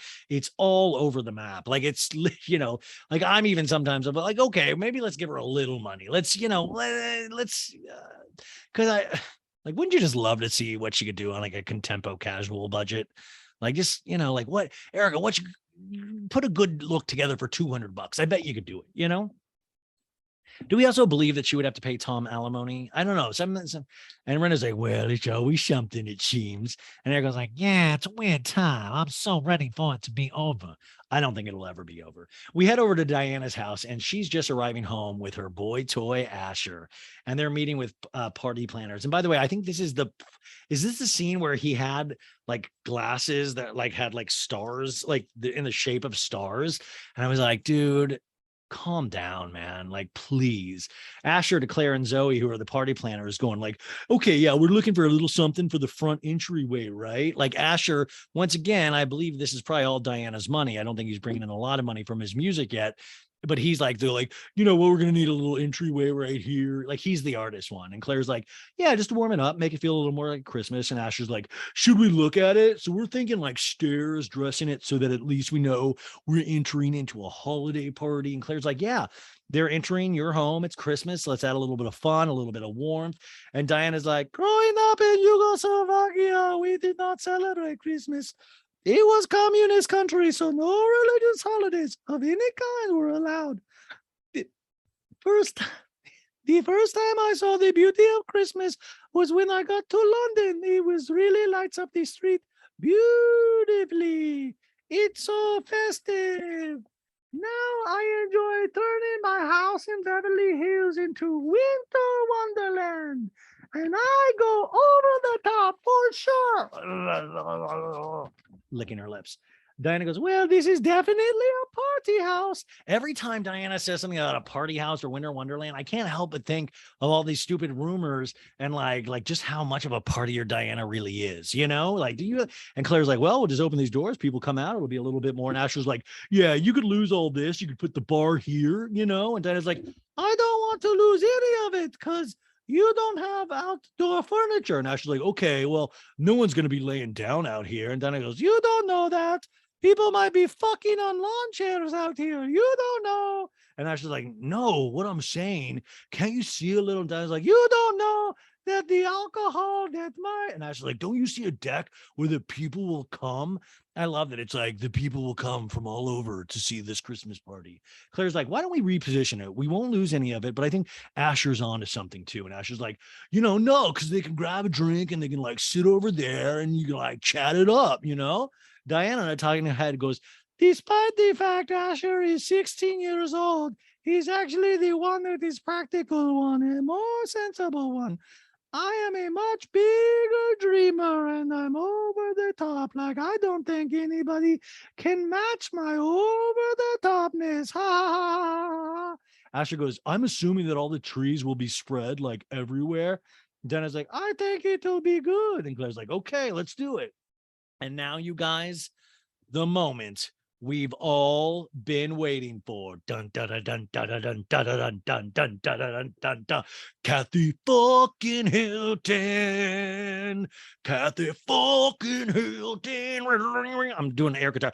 Kathy fucking Hilton is back. And she really hits us right out of the gate with like, can Kathy still bring it, folks? And I am so happy to answer that. She fucking brings it. It has been brought in, folks. You can hear, like, we're all of a sudden at Kathy's mansion and you can hear Kathy, but you can't see her yet. She's like, oh, I'm like, oh my God, what am I hearing? And she's like, oh my God, I'm a mess. She's grumbling. And they show all the rooms in Kathy's house decorated lavishly for Christmas holidays. And I can't help but always think about her friendship with Michael Jackson, because Michael Jackson loved the holidays, and you're like, hey, Miss Kathy, I love how you decorate your house for Christmas, Miss Kathy. It's me, Michael. Like, I always just, I know that's bad, but go up and look Kathy Hilton, Michael Jackson. There's all these photos of them, like, and I always just think, Kathy Hilton's house at Christmas, all the trees. I like to hide behind the trees. So Kathy descends the stairs like an angel, dressed casual. She looks like she just has pajamas on, wearing sunglasses, like she's a contestant on Love Island, waking up in the morning. And Kathy goes, Paola, do we have the little pearl spoons? They show little pearl spoons in a dish of like a big tub of caviar. And Paola's like, yes. And Kathy's like, okay, that's perfect. Oh, Paola, I thought you were Kyle. No, she goes, oh, Paola, that's enough for an elephant. I'm never going to eat that much. Look. And Paola's like, the potatoes are ready, Miss Kathy. And we see Kyle arriving and entering the house. And Kyle goes, Kathy. And Kathy goes, oh, there she is. And Kyle, seeing all the decorations, going, oh my God, it's literally a winter wonderland. And Kathy goes, hi, thank you. And I feel like at this point, we should have like a laugh track or an applause, like in Friends, like, ooh, Kathy's here. Kyle goes, how are you feeling? And Kathy's like, it's so warm today. How can you wear this? And Kyle goes, I'm freezing. I mean, you say this to me every time I wear a sweater. I'm going to look at this. Hold on. Kyle drops her mouth and looks at this decorated house. She goes, oh my God, Kathy, I feel like such an underachiever. And Kathy's like, because you're a waste of human skin. No, Kathy goes, and I want you to see in here. I did this for Architectural Digest, which comes out on the 23rd. And we see a photo in the magazine of Kathy's house. And Kyle's like, oh my God. And Kathy goes, so look at how cute. This one is not lit up, but that's all vintage fabric. We're pointing to the lavish tree skirt. And Kyle's like, oh my God. Kyle in a talking head says, Kathy has a different style Christmas tree in every single room. We see photos flashing up. There's even like a little like kind of peanut sad tree one. And Kyle's like, I think it's year round. And by the way, Diana just said, like, I am over the topness. But Kathy is, Kathy's like, hold my beer, Diana. I put a Christmas tree up Rick's ass. As she's like just spooning caviar into her gullet. So Kyle goes, you're not doing your big Christmas thing this year, are you? And Kathy's like, no, I just felt like after the wedding, Paris's wedding and everything, it was just, Kyle's like, I know what you mean. Too much. They make their way out to Kathy's outdoor patio where a table is set for lunch. And Kyle goes, this is so pretty. And Kathy's like, without little holiday linens. And by the way, Kathy has these placemats that I even think my mom has, like these vinyl placemats. Like my mom has these vinyl placemats. And I was like, oh, this is so cute.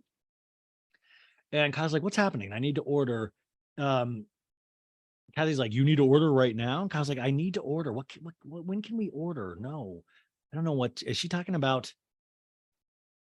She's talking about holiday linens ordering, I think. And Kathy's like, well, first of all, trying to get in touch with you is like trying to pull a hemorrhoid out of a bull's tush. Now, bravo, where the fuck are you on this flashback? I would have loved to have seen like 3 years ago of like Kathy going, come here, bull. I'm trying to pull an hemorrhoid out of your tush and you won't stop moving. Like that's the flashback I want to see. Like literally, even if we have to do it animation style, man, seeing Kathy Hilton trying to chase down a bull to pull a hemorrhoid out of a bull's tush. I'm in, man. Like, hey, Peacock, are you listening? That'd be a good spinoff. Kyle's like, what about me? You've been trying to get a hold of me. And Kathy's like, yeah, I've called you like a million times. And Kyle's like, wait.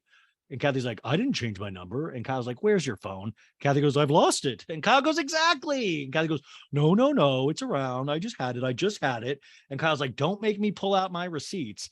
And Kathy's like, Carol? And Kyle's like, wait, Kathy. Kathy's like, where's my phone? Can you find it? Carol is Kathy's brand manager. Brand manager. Like what? A brand manager. Like what is that? I mean, like, so we have Paula and then we have Carol. Like how many people are just wandering around working for Kathy in this house? And can I be one of them? So Kathy goes, thank you. Because Carol, the brand manager is going to look for the phone. Guy goes, how long have you been saying I can't dial your phone? And how many times did your assistant say that they were going to figure out what the problem was? And Kathy goes, well, everybody else's phone works. Kyle shows Kathy texts from her phone, like, look at this phone from me to you saying, call me. Look how many. And not one response.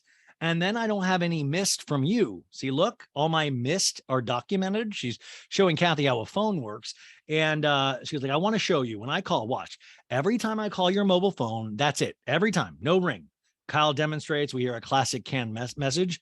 Your call has been forwarded to an automatic voice messaging machine. And Kyle's like, well, I've been telling you this for 3 years. And Kathy's like, is it that long?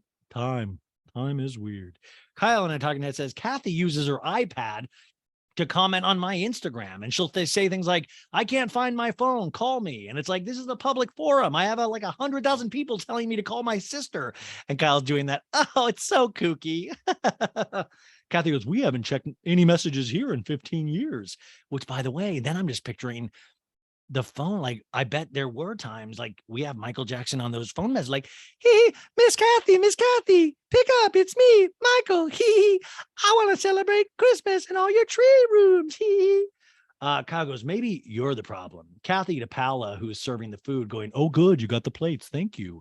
Paula places a large white plate down in front of them with a single baked potato in the center of the plate. Okay, so can you pick here just a baked potato? And Paula goes, I don't see your knife. Kathy's trying to slice open her potato with a fancy butter knife. And Kathy goes, I have it right here, Paula. You're the best, Paula. Thank you. And Kyle in a talking head goes, oh, it's Paula. That's who we were calling the lady. Remember Kathy last season when they were going on the trip of like, the lady has my phone. And they were like driving to a vacation. She's like, have the lady bring the phone down to the freeway so I can have the phone. So her name's Paula, not lady anymore. Kyle wants to let us know. So Kathy goes, oh shit, that's so hot. Here, do this. And Kyle's like, no, I got no. Kathy's like, that's going to hurt you. The way you're supposed to do it is to go like this. And Kathy stabs her potato on the top with her butter knife, takes a cloth napkin, grabs her potato with it, and squeezes it open. By the way, this is the second time I've seen rich people do weird things with napkins. The last week being on the episode of Southern Charm with Michael, Miss Patricia's old butler, where he was putting like the cloth overnight ice to break up the ice. So it's like these rich people and their cloth napkins and how they use it for food is just fascinating. And Kyle's like, well, I'll just do it with my hand. And Kathy's like, well, you're going to burn it. And Kyle's like, well, I already did. It's fine and dandy. There, perfect. And Kyle goes, I was hunky dory. Kathy completely ignores the hunky dory, which I admire because Kathy does not need any kind of like tagline. Like Kathy doesn't need slogans. She's not Dorinda all the time going like, oh, I'm making it nice. I'm hunky-dorying it. Like Kathy's like, I fucking fart taglines. I fart t-shirt slogans, like Kyle, I don't even need to acknowledge that because I'm doing historical things right now. Like already this potato scene, it's like, like, I'm trying to think of t-shirts like, give me Kathy and a baked potato and I'm all set. That's not a great slogan, but I'm workshopping that. So she's like, Kyle, all right, where's your pearl spoon? And Kyle's like, here. Okay, we've got that. You don't need that then. Okay, you're fine. And Kyle's like, put your butter in and then pass it to me. And Kathy's like, you have your own butter, dear. That's how rich people do it. They get their own butter things. And Kyle's like, okay. And they're passing the pearl spoon to use because you can't use a metal spoon, I guess, with caviar because it actually changes the taste. Kyle's like, no, I have this. And Kathy's like, well, then do you need one for your sour cream? And Kyle goes, that one doesn't need that pearl. And Kathy goes, she's eating her potato. And it's just, I'm talking mounds of caviar, you guys, just fucking caviar potato. And she's like, you're supposed to scoop, but you're not supposed to have it. Kyle goes, touch the caviar. And Kathy goes, And Kyle's like, I'm confused. Is this the meal, entree, or an appetizer? Kathy's not answering because she's just so zoned in on the caviar. And she's messing with this giant salt grinder. And this is just how amazing, like, she's like Carrot Top, the prop comedy. She's like, which will salt? But it's totally natural. Like, I don't know if she's faking or not, but she's like, where does the salt come out? Oh my God, how does this all work? I love it. I just broke this. Oh shit. So she's, and I'm just loving it. I'm just in Kathy land. And Kyle goes, wait, what? You just had a whole bunch pour out. Like, I love the thought that Kathy just poured accidentally a pound of salt, and Kathy is just manhandling this salt grinder. And Kyle goes, Kathy, did you hear what I said? And Kathy goes, yes. And Kyle goes, no, you didn't. You didn't answer. What? Is this an appetizer or the entree? And Kathy goes, it's the entree, dear. And Kyle goes, oh, what are you, nuts? And Kyle goes, it's just a potato on a plate. Kyle, it's a potato on a plate with $80,000 worth of caviar on it. Are you fucking kidding me? Like, literally, you could literally take that baked potato and go open a bank account with it. That's how much it's worth. Kyle in a talking head goes, unless you go to those potato bars in the mall, I've never seen it be a meal. Sorry, Kyle. Sorry, you've never seen it be a meal. That's Kyle. Why are you so against your sister? And Kyle goes, do you think there's enough caviar in there? And Kathy's like, I'm doing it like they do at Caviar Caspia in Paris, which I believe somebody on Instagram messaged me from Caviar Caspia. And then I tried to hit them up for a free sample. And they're like, sorry, can't do that. But I was like, let me do a Kathy Hilton baked potato and just fucking load it up with just fucking caviar and chives. Wouldn't that be great though? Like, cause I remember it was like Super Salad, or I'm trying to think of like those places where they'd have baked potato bars pre-COVID. And I just think it'd be great if they just had a big old fucking thing of caviar that just Midwesterners could just scoop on at their heart's desire. Kyle goes, I mean, I guess if you're pouring thousands of dollars of caviar on top, it's gonna be a meal. And she's like, I've never seen one person do that much caviar in my whole life. Kathy goes, you're going to be full. And Kyle goes, I am. And she goes, yes. And then Kyle goes, Kyle in the talking head goes, you're having lunch. Come on over for a baked potato. Said nobody ever except my sister. I love Kyle. Like, Kyle, calm down. Like, said nobody else except my stupid sister. Why? I mean, like, really? What? Where's your class, Kyle? Kathy's like, how good is this? Kyle's like, really good. Kathy's like, tell me this. Where do you find somebody to help you? And Kyle's like, what? Why? What do you need help with right now in the house? And seriously, what do you need help with? You have Paula, you have this brand manager running around. What if Kathy's like, I need somebody to kill somebody for me? Kathy goes, well, everything. I'm overwhelmed. I've wrapped so many gifts that my fingers hurt. And she holds up her fingers, you guys. They're literally, they're blood stained. They are lit. No, she goes, I can't drive. I can't drive every gift to every, the stores don't want to deliver and you can't find ribbon. Somebody peed on my sofa the other night. Now, these are all sentences that don't necessarily belong together. And that's another fascinating Kathy Hilton moment, because what does gifts, stores, ribbons, and then somebody peed on my sofa the other night? That doesn't go in with the gifts. Like, what does that have to do with, like, I need somebody? And Kyle's like, a dog or someone? And Kathy goes, no, someone. It's me. It's me, MJ, Miss Kathy. I peed. Kyle's like, a person peed on your sofa. And she goes, all my carpets are ruined. I feel like the whole house is falling apart. Can we slow down? Like, this to me could have been the end scene. Like this could have been a to be continued. Like, are you like, is Rick pissing on your couches? Is Paris like and could we get some more information? Why are we not getting follow-up questions? Why is this not on the news? Who peed on her sofa? And is she then implying that the carpets are ruined because of the same piss problem? Like, how are we eating like the baked potatoes at all? Why are we not fumigating or moving out of this house? Like, there's a mad random peer just running around. Is there's a ghost peer? Kyle laughs and the scene ends. Like, that's the scariest scene I've ever seen in my life. And it just ends with Kyle going, ha ha, my sister's crazy. And there's piss everywhere. We pop over to Diana's house where the party preparations are fully in action. Claire, the party planner, goes, this is spectacular. The white grand piano with the candles and the Christmas trim around the sides. It's just magical. They show a gorgeous, expensive white Steinway and Sons. And you guys, when I saw that, I was like, oh, are we about to have a musical number from Mr. Asher Monroe? I'm like, hey guys, gather around the piano. I'm going to do a little David Foster light. Remember that when David Foster in their Malibu home with Yolanda, they'd have all the ladies around and be singing, you know? And then David Foster got really bothered that one time. Like, who's talking over him? And he was like, ladies, please, I'm a genius. And then he'd be like, ladies and gentlemen, Babyface. And then Babyface would be in their living room singing. And it's like, I have nightmares singing, like, about singing around David Foster's piano. It truly is always scary. You've got to watch this David Foster. Wow. What if I never came up? I just bent down. No, this David Foster documentary on Netflix. The guy seems like a potential madman. You know, he's married to Catherine McPhee right now. I'm just going every which way with this. So Diana and Asher are looking at the results of the party preparation, and Claire goes, okay, we have the gifts ready to go.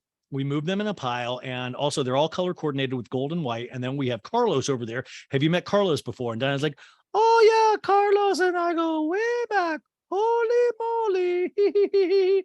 Carlos, the hired photographer, goes, I'm excited. It's going to be fun. Diana and I talking head, and you guys, I do want to have you potentially, and I know a lot of you won't do this because you're lazy, not like me. I go back and study these things like the Torah. If you watch this episode, okay, so let me show you YouTubers. Okay, so this is a talking head look of Diana Jenkins last week. And you can see the high and tight Shirley Temple curls that go down to around her ear. And it's a very extreme hairdo. Now, in her talking heads this week, Diana's hair has loosened up in some talking heads, but then it'll go tight again. And then there'll be a talking head 3/4 of the way through where it's a little longer. And it's like, like the curls are relaxing and then getting tighter throughout and then relaxing through the entire episode. And it just fascinated me because it was like, look at me, tight curls now. Now it's loose. Now they're tight again. So this is how I entertain myself. Diane, and by the way, Carlos, the hired photographer, there seems like there was some story there. Like, we go way back, right, Carlos? You said you'd never tell. And then there's like a throat slashing motion. Diana in the talking head goes, pandemic is messing with me a little bit because I have usually way more guests. So I'm going to try to make the big party cozy for a small group of stupid people. I'm trying to fill up the space so it doesn't feel like it's empty, but it will be COVID Christmas miracle for sure. Diana looks at the group of decorated trees, goes, this is pretty nice, cozy. And it doesn't look cozy to me. It looks really austere. It looks like Kim and Kanye's creepy mansion that's like haunted. It's just like, I don't know. There gets to a point where these rich people, it's just like, you don't even these houses don't even look like home. They just fucking look like they just look like cement. It reminds me of like the ASU Theater College campus, just like tall slabs of concrete, you know, it's weird. There's a drink menu, especially for tonight, you guys. We see that the top drink item is called Gollygasm, and her drink that she created is the company is called Neuro. And so there's the Neurogasm, which is passion fruit Campari champagne topper garnished with passion fruit seeds. You have the Saint Sonicolas with Neurosonic, superfruit, vodka, So there's a lot of signage for her company. And you have the Mary Blissmas with Neuro Bliss, blah, blah, blah. Donna goes, oh, look at that. She's handed one of the Gollygasm cocktails. And it, you know, a cool display. It looks like the drink is in like a like an ornament kind of thing. And they give her a straw, and Asher goes, "That's super awesome. That's super creative. Yeah." And Diana goes, "Let the party begin." And then it turns into an Eyes Wide Shut orgy. Fidelio, Fidelio, Fidelio. That's a little joke for all you Eyes Wide Shut fans out there.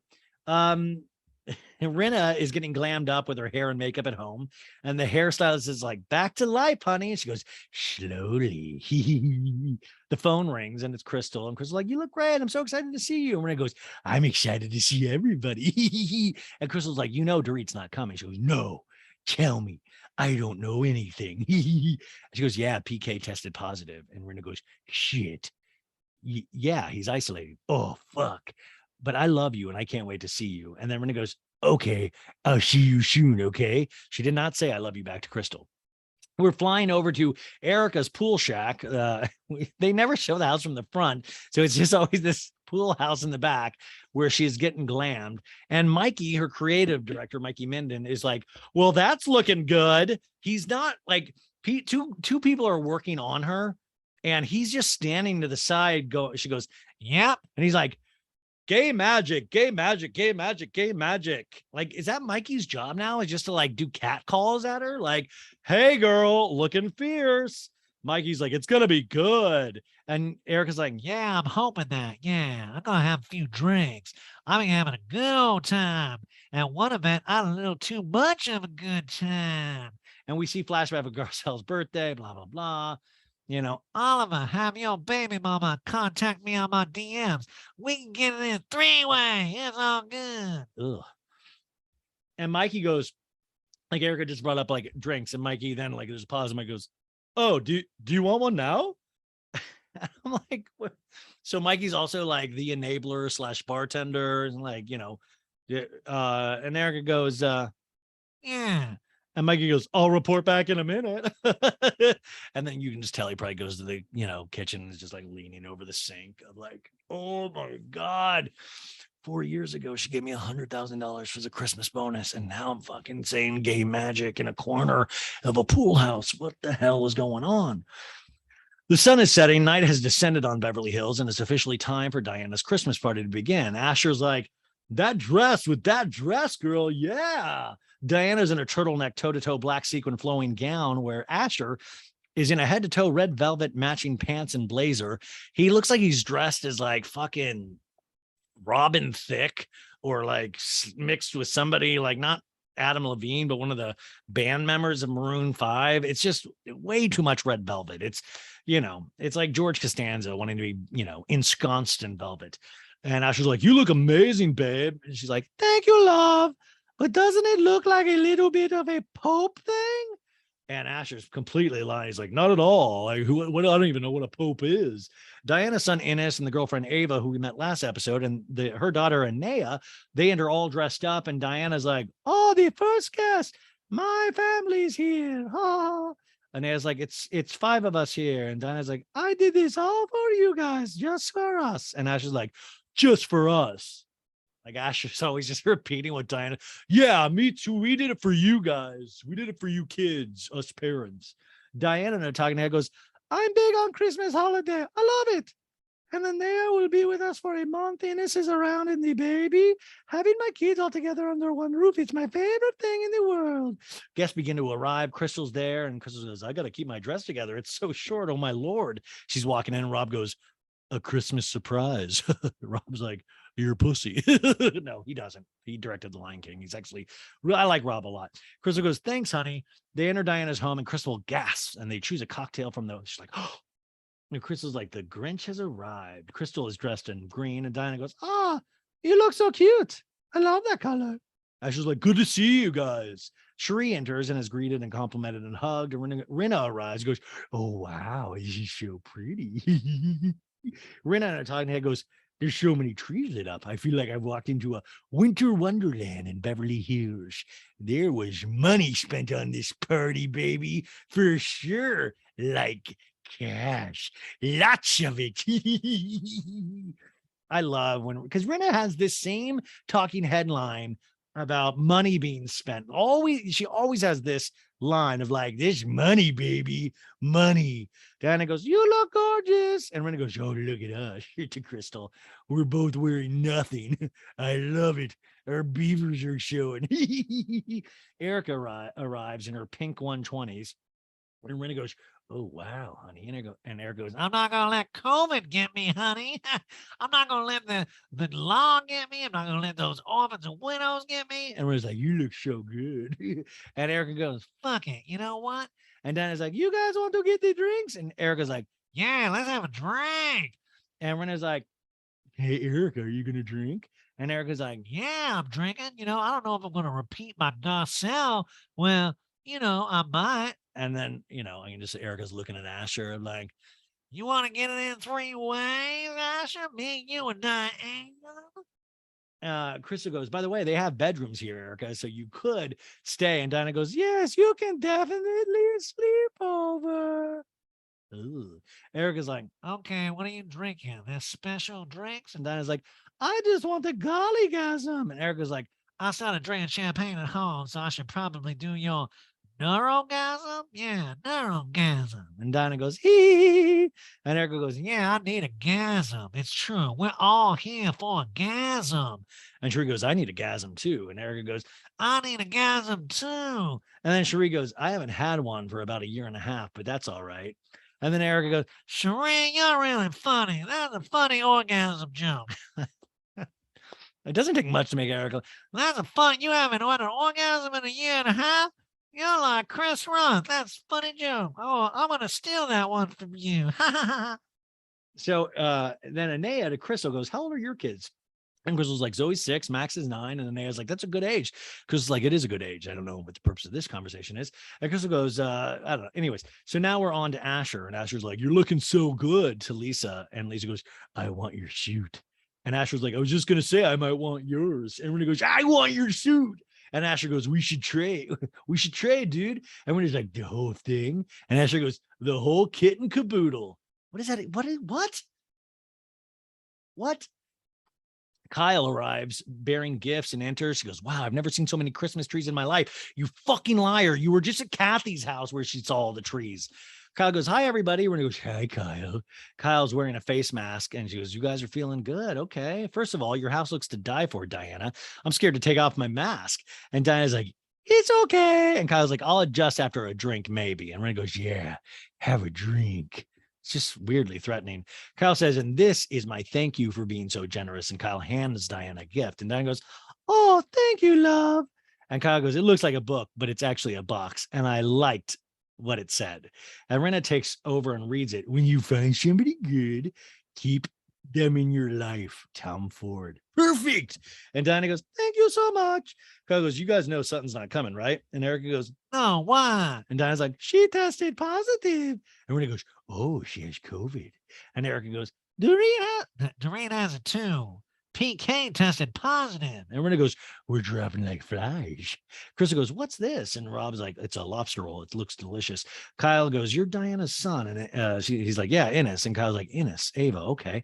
And Eric goes, how long have you're married, right? I'm sorry, I just didn't know. I'm not. And Innes is like, I'm 22. And like Eric is like, I'm trying to fuck ourselves, son. How old are you? You 22? Okay, let me do some basic math. That's legal. You want to see my tits? Yeah. Sorry. Meanwhile, another SUV limo enters, and guess what, folks? Kathy Hilton is here. Kyle's like, ooh, there's my sister. And he goes, well, hello, where have you been? And she's using that really weird voice, tracking it. She's like, stroke face McGee. And Kathy's like, I've been busy. First of all, I have to say hi. Hi, my love. How are you? And Daddy goes, hi, so good to see you. Rena out of her side mouth goes, she's been busy. Diana and I are talking, and goes, I met Kathy as Paris's mom, so I know her a little bit as more of a stricter figure. What does that even mean? Like, I tried to have sex with Paris, but Kathy wouldn't let me. Kathy goes, hi, Ava, I'm Kathy Hilton. Nice to see you. And Innes is like, I'm Innes. And Kathy pulls back her outstretched hand and says, let's do this. Let's bump this. And Kathy goes, I'm okay. And Innes is like, same. And Kathy goes, now you're Diana's son. And you know Paris. And Inna goes, I know Paris, which is like, ew. And Kathy goes, oh my goodness. Then to Crystal, she goes, hi, honey, how are you? And Crystal goes, baby. And Kathy goes, what happened to you? And Crystal goes, this is Valentino, your fave. And Kathy goes, Crystal reminds me of a little green. She's an emerald elf. I want you to wear a little green hat on. I'm going to get you a green hat. And Kyle's like, now put your hands on your head. And Kathy goes, yes. Now that's how you know it's too short, dear. Your dress, I can see your little cooter. And Erica goes, oh my God. And Kyle goes, all the way. Another guest arrives. It's Garcelle. And Garcelle is handing a gift to Diana. She goes, this is for your daughter. Thanks for inviting me. And Diana goes, oh, thank you so much. Garcelle in a talking head says, the last time I saw Diana, she was at my birthday party and she was out of control. But it's the holidays and we're in a festive mood. So my gift to Diana is coming to her party and not bringing any bad energy, which she didn't do at my party. Love it. 3 weeks earlier, we see that scene. Sutton goes, well, I was very sorry. And Diana's like, you're fake. You're fake. And Garcelle's like, Diana, that's bullshit. You're being really mean right now. I am. Kathy, now back in this scene, reaching out her arms to Garcelle. Oh, I thought you were Kyle. COVID hugs from here. Garcelle goes, I'm so happy you're back. And Kathy's like, thank you, sweetheart. You look gorgeous. And Kathy goes, I almost wore this tonight. Garcelle's wearing a gold holiday tinsel jacket. And Garcelle goes, stop it right now. Well, but I thought. And Garcelle goes, Kathy. And Kathy goes, yes, but it would have been cute. And Garcelle goes, that would have been cute. And then she goes to Crystal. She goes, hello, legs. And Crystal goes, I wore legs, so I know you're always like them. And Garcelle says, I love legs. You love boobs. I love legs. 1 year earlier, we have Rinna going, who knew you had boobs, Crystal? And Crystal goes, I have boobs. And Rinna goes, you don't show your boobies, baby. And Crystal goes, I don't show anything. And Doree goes, there's a lot of boob, baby. Garcelle goes, you look really thin. And Crystal goes, thank you, but I'm not. I'm in a bad. And Garcelle's like, no, you say thank you. And Crystal goes, thank you. And Garcelle says, you're welcome. And Crystal says, thank you for saying that. And Erica goes, you're not feeling good about that, Crystal? About that comment? And Crystal goes, yeah, it's okay. You know, the holidays are weird. And Garcelle goes, yeah, it's a lot of food, realizing that, Crystal deals with an eating disorder. And Crystal goes, it is a lot of food. It's just the holidays and I'm going out every night and just more, like you said, food. And Garcelle goes, yeah. And Erica goes, is that triggering you? How does that make you feel? And Crystal goes, yeah. And Garcelle goes, you look really beautiful. And Erica goes, do you not? Okay, well, let me be really ignorant for a second. Hey, Erica, we've let you be ignorant for like 7 years now. Is it like you eat and feel guilty or you deny yourself eating it? I'm just curious. And Crystal's like, I eat and feel bad. Erica goes, okay. And Crystal's like, I want to get rid of it. Like I can be with it, And Erica goes like, so you can't hold it. And Crystal goes, no. And Garcelle goes, wow. And Erica goes, well, I always think take laxatives, get rid of it. Are you out of your fucking mind, Erica? Like, how at this point has Erica been allowed to be around people? The more she talks, the more I'm like, how has Erica ever been like, she's just comes off like a schmuck. I'm like, yeah, I always like to shit it out. I want to see it coming out of my body, hitting that toilet. Yeah. I love laxatives. I'll sometimes take 2 or 3. It's good. Garcelle in a talking head goes, a laxative. She has an eating disorder. Erica's not a doctor, and you don't prescribe laxatives to someone with an eating disorder. It's really the most inappropriate thing at the most inappropriate time. Kyle to Garcelle says, you're like an ornament on a Christmas tree. Oh, tinsel tree, you're safe to hug. And Garcelle goes, am I? And Kyle goes, yes, because you already had it. And Garcelle goes, oh, okay. And Tree goes, I'm safe, woman, never, ever. And Garcelle goes, you never had it. You're too beautiful to get it.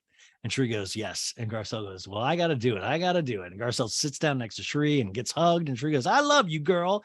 We're back to Crystal and Erica. And Crystal's like, I know I'm not going to lose weight. It's not like I'm going to get skinny. This is so sad, you guys. And Erica's like, so what happens when you purge? And Crystal's like, I just feel better. It's like a relief. Right. Crystal goes, because before. Is it because it's out? And Crystal goes, yeah. And Eric goes, yeah, so you enjoy it going down. The food, you enjoy it? And Crystal goes, yeah, and then you feel guilt. And Crystal's like, yeah. And then Eric is like, and then it's like, I gotta get rid of it. And Crystal goes, to the point of sometimes I look like I'm aloof because I'm gonna be really gross right now. Whereas you would vomit it up, I'd rather poop it out. Erica, I don't know if you're aware of how food works. eventually you do poop it out. Like, I know a lot of people say you're literally full of shit, but eventually you will poop it out. But I love this. Like, I love the shit. and Chris is like, right, that's the laxative. And Crystal, on talking head, goes, is she trying to be helpful, or has she just had a couple too many drinks? Anytime Erica tries to relate to somebody, it just goes wildly wrong. And Erica goes, have you sought treatment? And Crystal's like, I need to. It's time. It is time.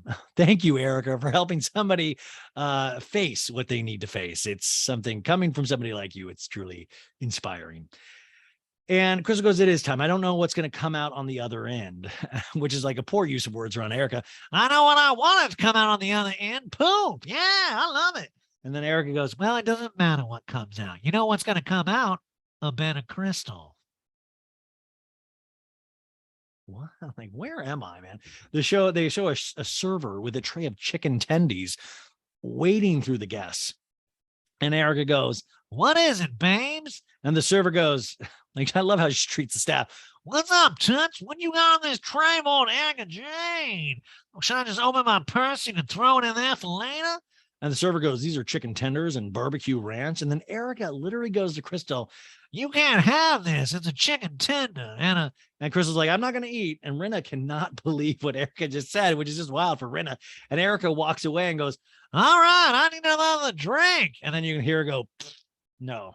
That's to be continued, folks. Episode 11. Holy moly. What an episode. What a way to end. How dumb is Erica Jane? Don't answer that. I think we all know the correct answer.